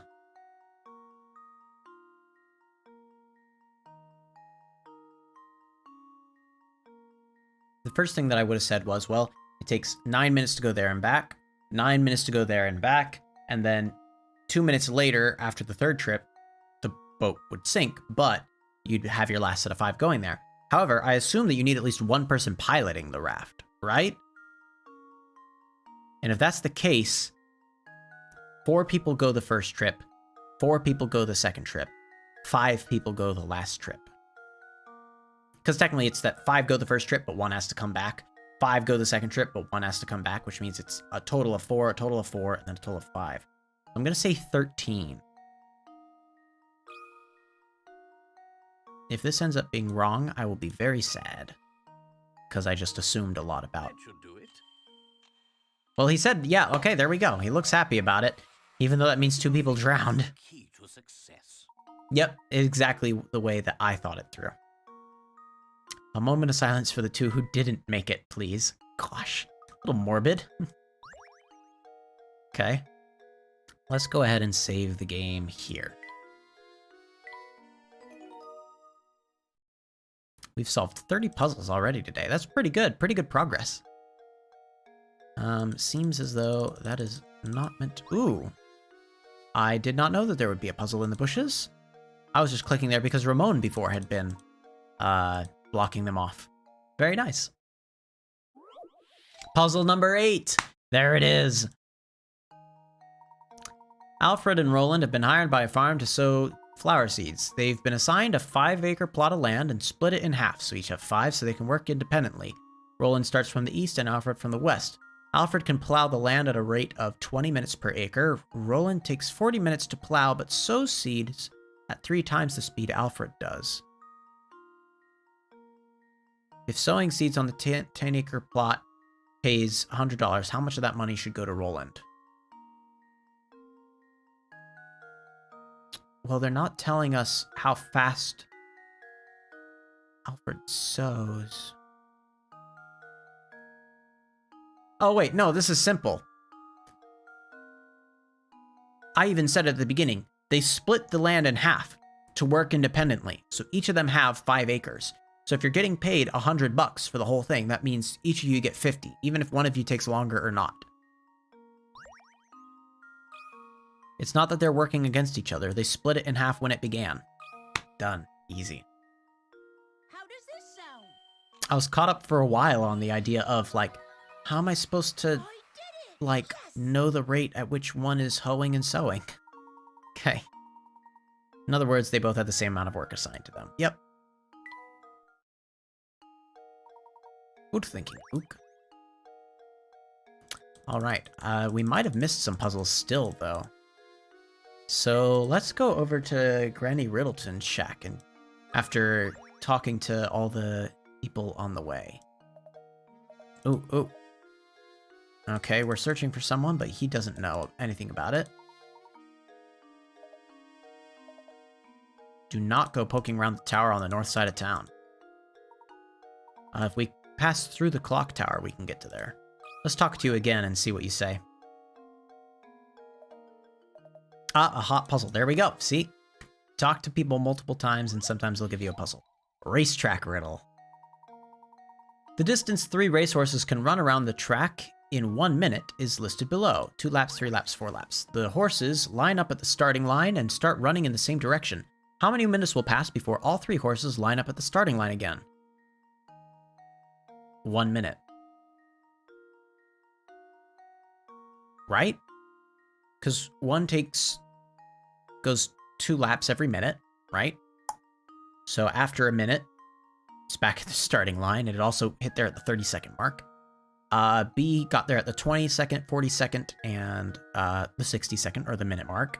C got there the 15, 30, 45, 60. So yeah, it's just 1 minute. How many minutes pass before they're all at the starting line again? 1. I feel like people would have thought that that was a, like, least common multiple question, but it wasn't. It was just, okay. Right. Yeah, exactly like I kind of spaced it out there. Pretty slick with puzzles. Good, good, good. Let's see if you give us another one or no. No leads here, not a 1. Okay, let's head into here. Oh, the candle is back. That might mean there's another puzzle. Another candle. Have you heard this one before? Light which one? You only have 1 match left. You want to light the room with an oil lamp, start a fire to warm the room, and heat your bath water. In order to complete all the above actions, which of these should you light first? The match. You light the match to light any number of these things. Probably to light the oil lamp, and then the oven, and then... yeah. These are simple little riddles here. They do get quite a bit better by the later games as well. I've solved it! Yep.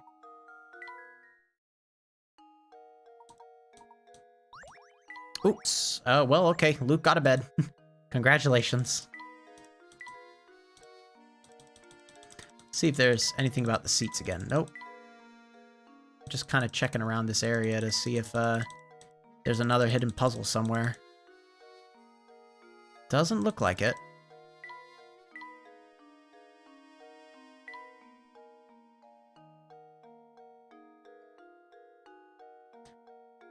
Alright, we're gonna bounce out of here then. Just making sure that nothing has started mysteriously becoming a puzzle. Okay. There we go. And that's the clock tower, right? Yep. Something's standing underneath the entrance. Before we do that, I'm gonna go ahead and look at Granny Riddleton's shack and see what puzzles I missed. Oh. Okay, the door itself has a puzzle locking it. Get the ball out. Oh, nice. This puzzle can be solved in as few as 12 moves, really. I assume it starts this way.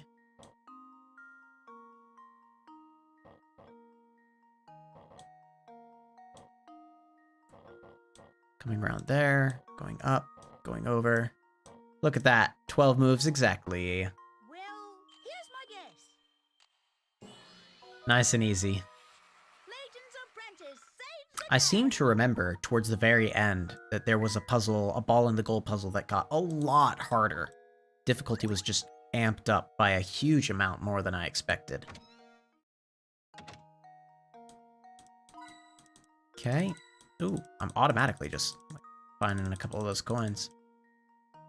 Anything up here? No? Alright. Another one. Anything about this broom? No? I would have thought that the door itself was something. Probably have to talk to Granny Riddleton before that's a thing. Why, howdy. Do you often find yourself hopelessly, achingly, painfully stuck on puzzles? You come to the right place. Welcome to the Riddle Shack. And she's right in front of you, boy. No wonder you have trouble with riddles. Beautiful and clairvoyant. Do you know what's going on? Okay.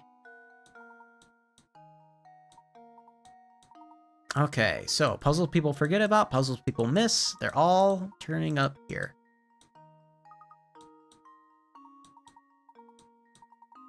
All right. Boop. Oh, yes. There's not any puzzles in here.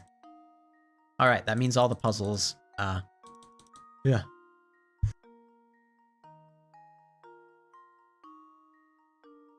All the puzzles were either found last time or they're still in a place where I'm able to still find them and pick them up even now. So let's quickly check the puzzle index to see how accurate that is. 7, 8, 9, 10, 11. I'm missing 12. 24. Something about the dozens, I guess. 32. Although I feel like that one's like probably somewhere in this area. Past that, who knows? Actually, let's go ahead and save the game just to be certain. Because we do have only about 10 more minutes till I was planning on ending this here. Alright, we bounce out. Go to here first. Talk to this guy. Do you have a new puzzle for us? Stay away from the tower. Right. So we've been told.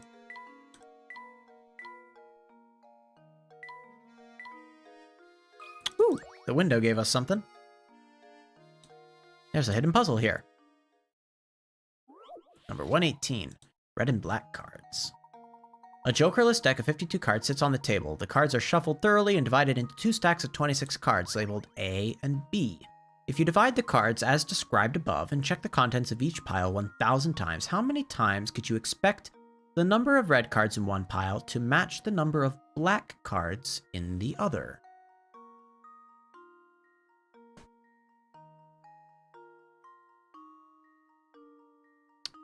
Well, the only time that would happen is if it's split 13 and 13, right?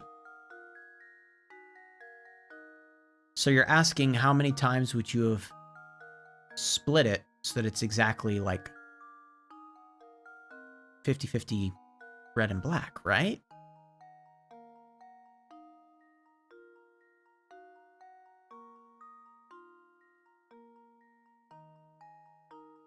Is the reason that it said 1,000 times was so that I could do a decimal for percentage? Because...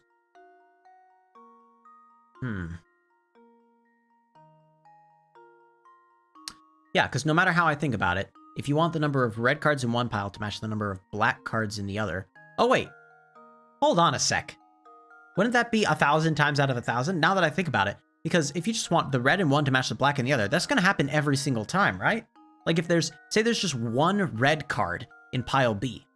That means that there are 25 black cards. Which means there's only one black card in the other stack, because 25 are in this one. So out of 1,000 times, 1,000 times they will have the same amount of red and black. So it wasn't the thing I was saying of like 50-50.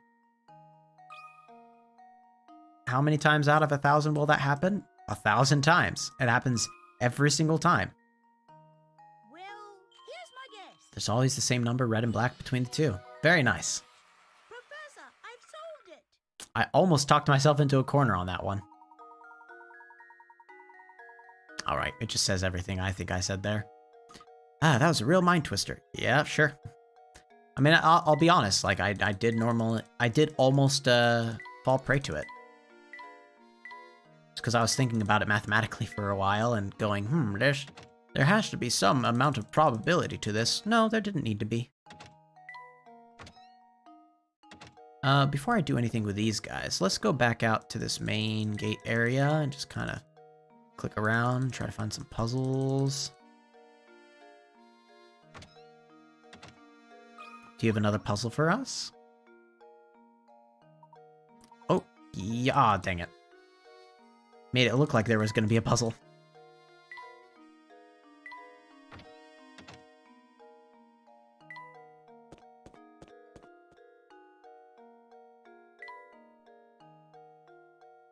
Let's talk to this guy first before we talk to the guy blocking the way. Is it true what they're saying about a murder? We're looking for Ramon. Have you seen him around? Nope, can't say I've seen him today. He's probably at the park or the tower, someplace where people don't normally go. You should stay far away from the tower. Okay, what are the rumors? Just, you know, bad stuff. No one seems to have a concrete... Oh! This is another one where it's like top and bottom.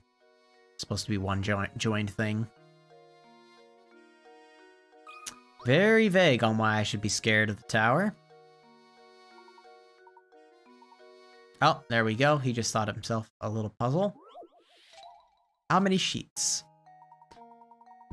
Several rectangular sheets of transparent film are arranged on top of each other.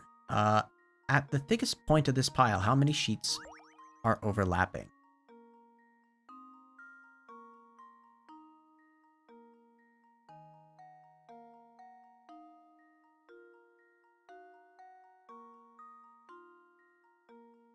One, two, 1, 3. Right? No, that's just 2. My bad. This is 3. This is 4, right? Because it's 1, 2, 3, and 4. Means this is 3 and this is 3. This, gosh, that be another set of 3? No, I think that's a 4. I think then this is 5, isn't it? Because it's this guy, this guy, this guy, this guy, this guy. There's 5 here.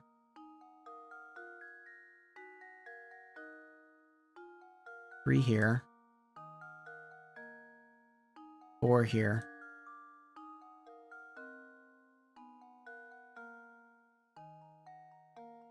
This is tricky. 3 here. I'm gonna say 5. I think it's 5. That makes sense to me. I'm gonna put 5. Come on. There we go. He seems confident. Okay. Shoo! Ah, that was hard. Yes, okay, so they did it in the same way that I did it. Nice. Okay. Seems fairly confident that we should just keep on coming back to him for puzzles at a later time. Huh. He just described the plot of this game. Here, let's see if he'll do it again. The Muse paid me a visit just now. I'm thinking about making my next book an epic adventure.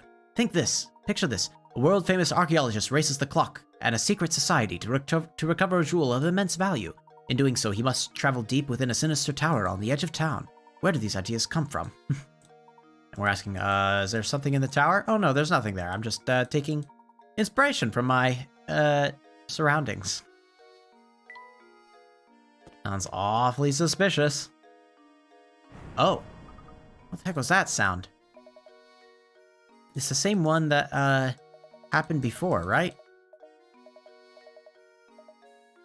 He's mad at the tower. Right? I thought, oh no, I thought he said it was the tower. I guess he didn't. It just mentioned that he's just, yeah, I've heard it's the roar of a huge monster that lives up in the tower, but who knows? I thought he mentioned something about it being the tower. Yeah, the noise is coming from the tower.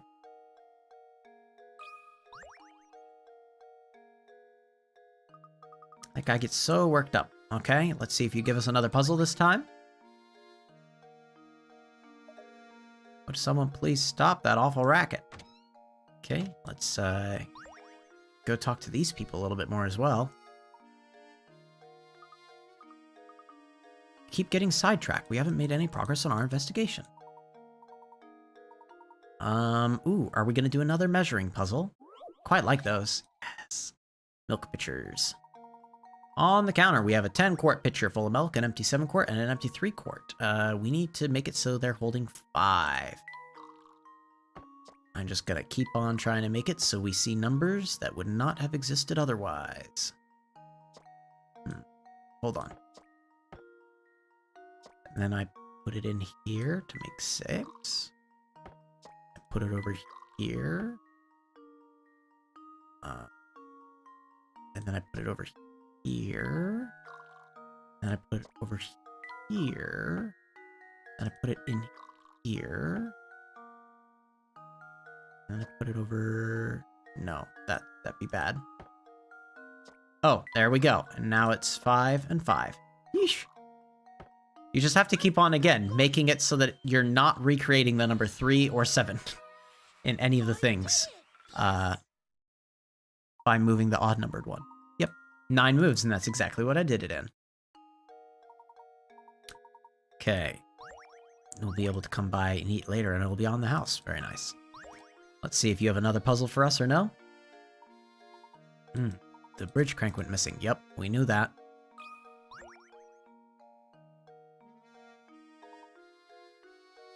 He doesn't have another puzzle for us. That's unfortunate.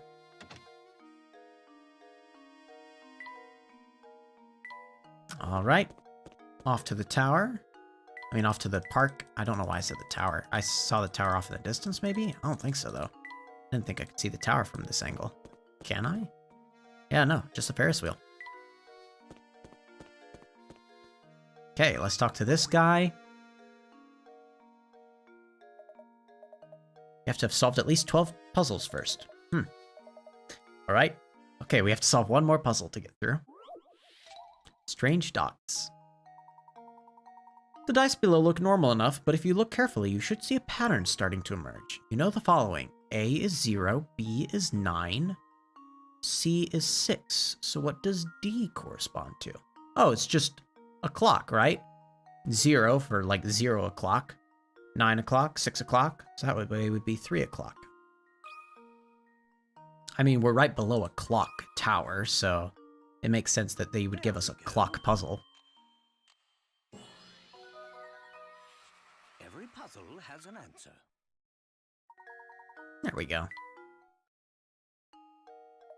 Way to go, you've earned it, mister. Come on through. We're looking for Ramon. Have you seen him? Gosh, where'd I seen that guy? Go ask Lucy. She's standing underneath the clock tower.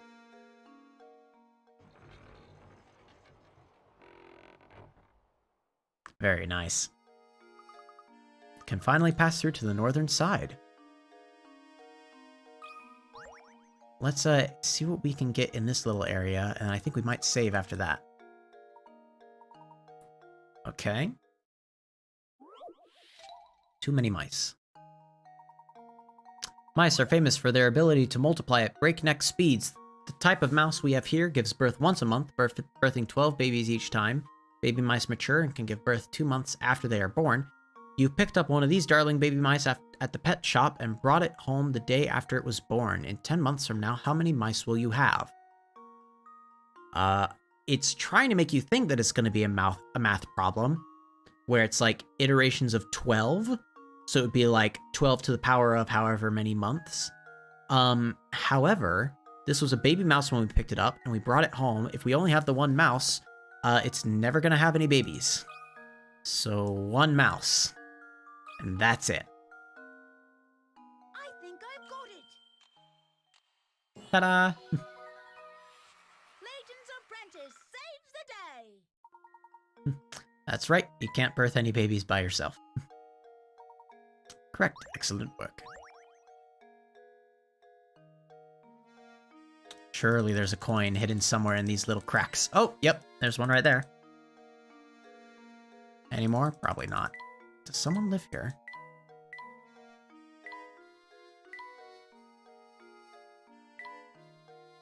Best not to run around here. It looks dangerous. Alright. About this little lamp. Uh-huh. Ooh. Is that a hidden puzzle?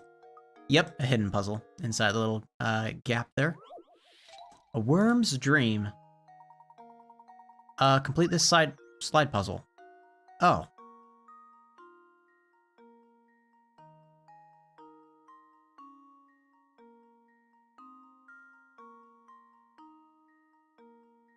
I see. Hold on.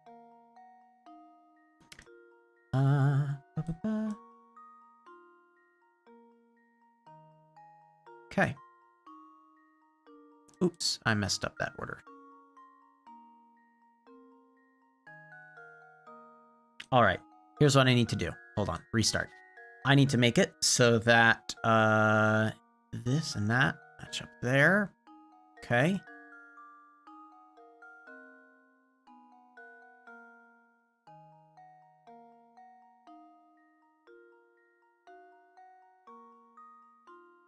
Putting that over there right now, just so I can kind of mix up this order here.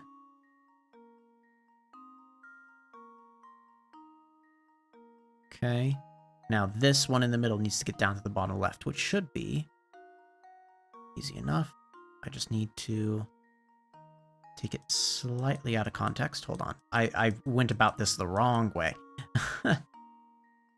Yeah, hold on, because now I'm basically back to where I started. That's really funny. Okay, hold on. Okay. So, now that I know that that is there, I'm gonna wrap this around here a couple times.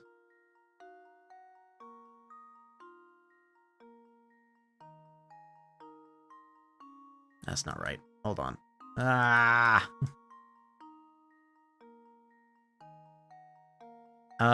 As much as I don't want to move the stuff on the top level, I probably need to. Oh wait, no, hold on. No, I think I'll need to, temporarily.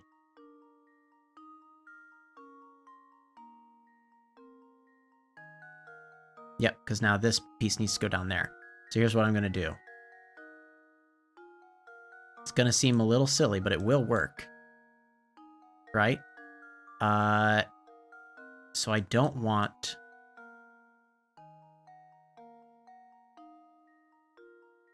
I don't want a corner piece in the middle.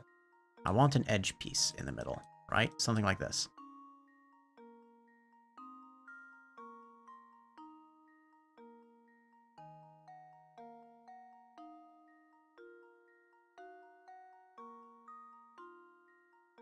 Okay, like that.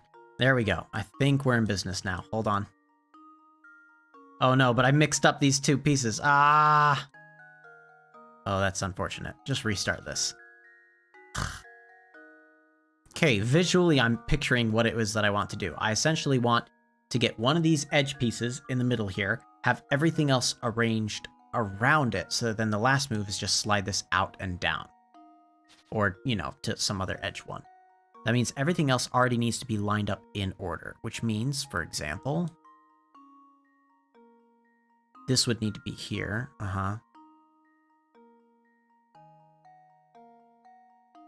If I could just swap these two, we'd be perfect. Ah!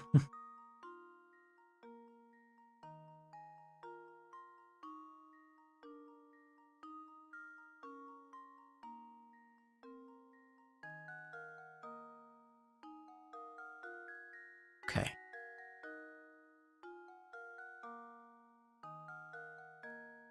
Now it's just these two. That's gonna be annoying. Yeah.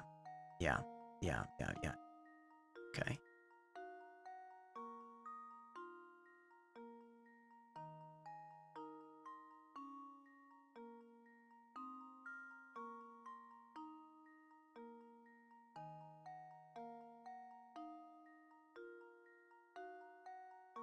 Hold on. I'm just going to do this dance around for a little bit while I try to think. See that?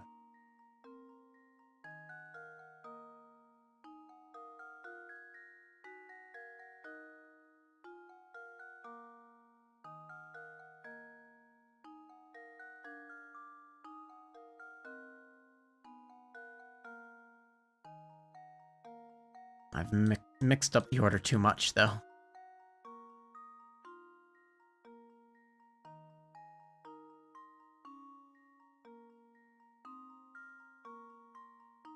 And once again, I just have it that this is over there.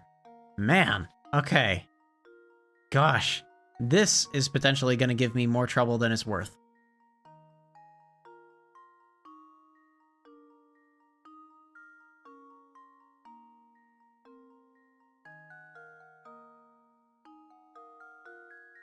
That is so interesting. How easy it is to mess up this sort of thing.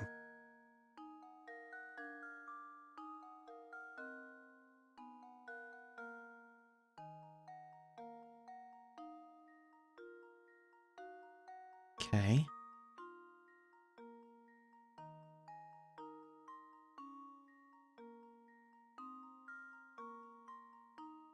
Okay, hold on.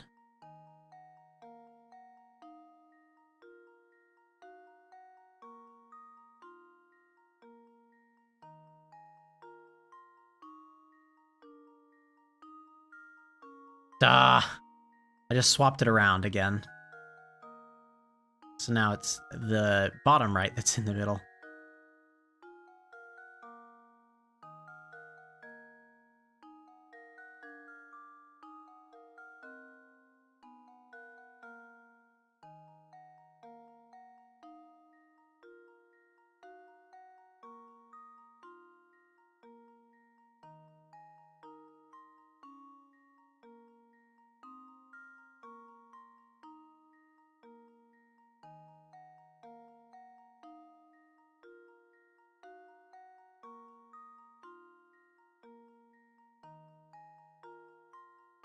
Now I've just swapped it again, so there's another corner in the middle instead.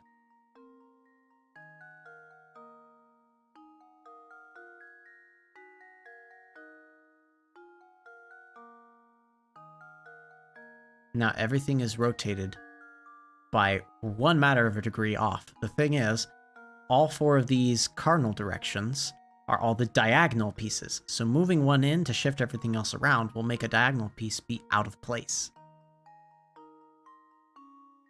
And even if I think, aha, well now I have it, now there's a middle piece in the middle, that doesn't quite work.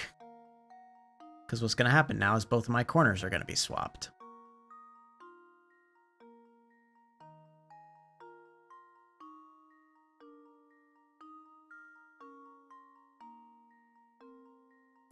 Very interesting little puzzle here. I may need to just pick this up at a later time.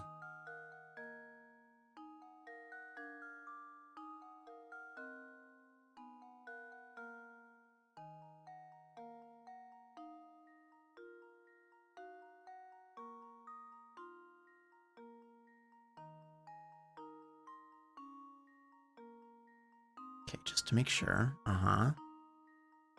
Which means that piece is supposed to be up there, right? Like, yeah, like that fits. Okay.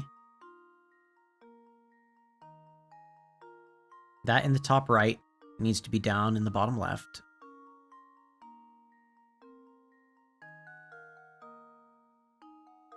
Just to make sure.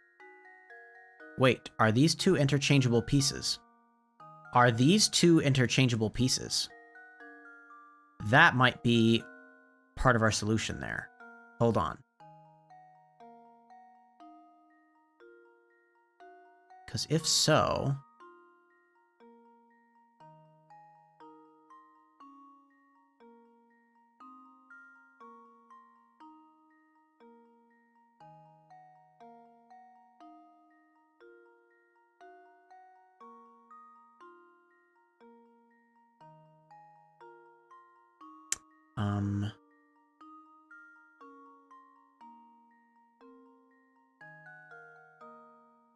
I have, like, the inkling of an idea in my head.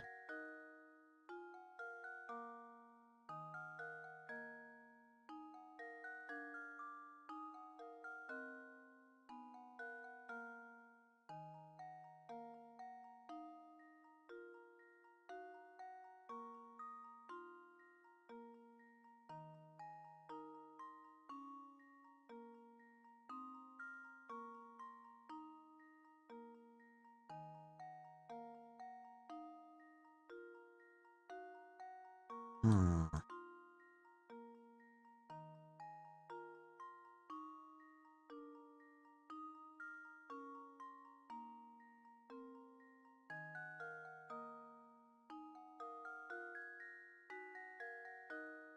That is annoying. I feel like I stumbled onto something here by discovering that this middle piece in the bottom right and the one in the top left can be swapped around. I feel like there's something to that. Now this is theoretically where I could use hint coins, right? I have like 48. Each new hint costs 1. Here's what I'm going to do. I'm going to say solve this puzzle later. And then I am going to be a cheater. I'm going to go ahead, because this is just the last thing that I want to do this stream. I'm going to very quickly go ahead and save the game. After saving the game, I'm going to go ahead and click into here to pick up this puzzle once again. It's the hidden puzzle we saw earlier. Notice how it still lets me get the full amount of picarets. Right? I want to read all of these hints. Only has 8 moving parts. Try something new with each move. Have you noticed a few of the pieces look very similar to some others? Start by moving the piece in the upper left corner out of its starting location. You can't finish the puzzle without doing so.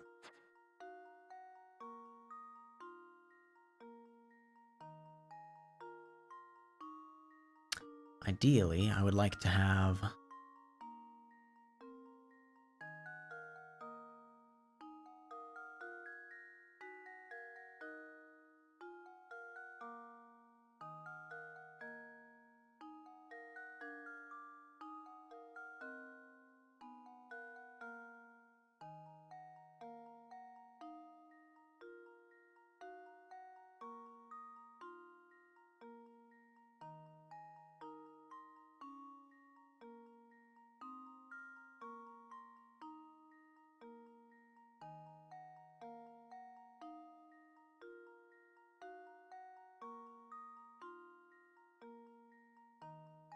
Oh my goodness, I somehow did it. I think I've got it. I...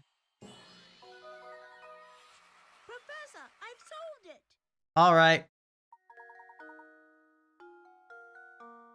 Did you notice that several pieces had almost identical duplicates? Yeah. Alright. You know what? I'm leaving it there. I saw all the hints. I know that I spent 3 of the hint coins, but I'm just going to save it there, because I did it without needing anything really more. It was just that I kept on clicking around. Okay, whatever. Even if I stumble into the right answer, I'll take it. I'm going to solve the rest of the stuff. I said I was going to solve the rest of the stuff on this panel, and then I'd go. Because I imagine this puzzle is going to be much, much easier. Brother and sister, here we go. Boy and his big sister is sitting around the table chatting. You know, sis, if I took away 2 years from my age and gave them to you, you'd be twice my age, huh? Well, why don't you just give me 1 more on top of that? Then I'll be 3 times your age. How old is each sibling? Well, okay. Let's throw down some numbers, right? Let's say that the boy is 4 years old.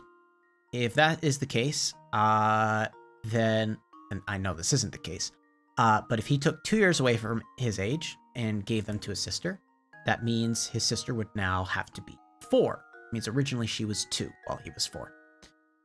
And she's now saying, if you give me 3 years instead, that I'll be 3 times your age. Now, that's not quite the case, because, at least with this scenario, because if I said he's 4 and she's 2, that means he would now be 1 year old and she's 5 years old, which is not 3 times her age.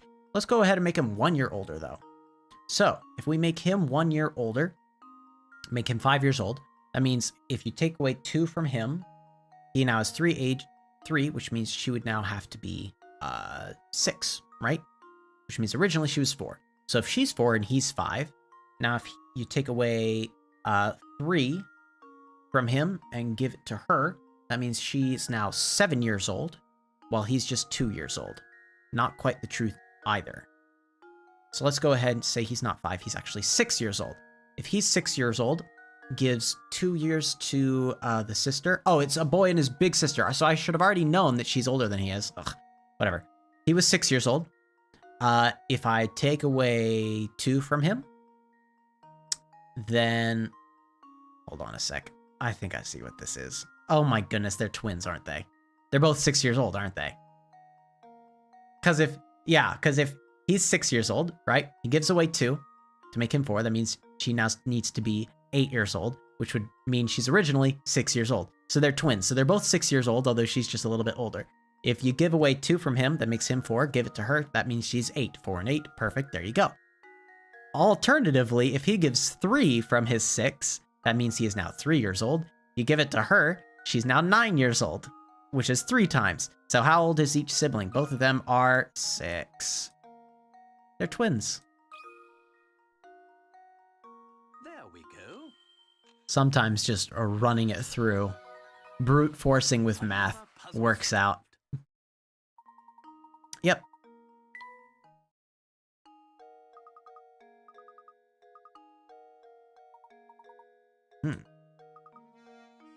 Okay, so it's a guy named Jarvis who will be up here, apparently. Does it kind of say where that is? Look for Ramon named up north. Well, we'll find him eventually. Okay, I'm just going to click around here a little bit more, and then I think we're good to save and call it a night. Someone live here? Perhaps. Save, save, save. We only ever had to end up spending 3 of the hint coins. That's pretty good progress, I'd say. So, with that, we'll go ahead and place ourselves back on the chatting page. This has been a lot of fun for me, at least. So, tomorrow, on Monday, we might play this. We might play some Minecraft instead. I think I'm more tempted to play through some Minecraft tomorrow. So, I'm thinking Monday, we'll play through Minecraft. Thursday, we will be able to play again, and that day we might play some more of this instead. But I'm thinking tomorrow, I kind of want to focus on using that fishing material that I had. So now that I have that, like the Tear of the Sea 3, the, Lure 3, Unbreakable 3, and Mending all on the same rod, because I just fished it out of the ocean, which is insane still. Since I have all of that, I think that means I should spend a lot of my time fishing, getting just a bunch of random treasure items from there. And from there, I'll be kind of collecting some ideas of what I should do next. I'll also look at the advancement tab a little bit, see what sort of achievements there are that I should be considering. Past that, I think that's really it that I've been considering, so that should be pretty fun. Okay, I will see you all tomorrow then. So long, farewell, goodbye, students!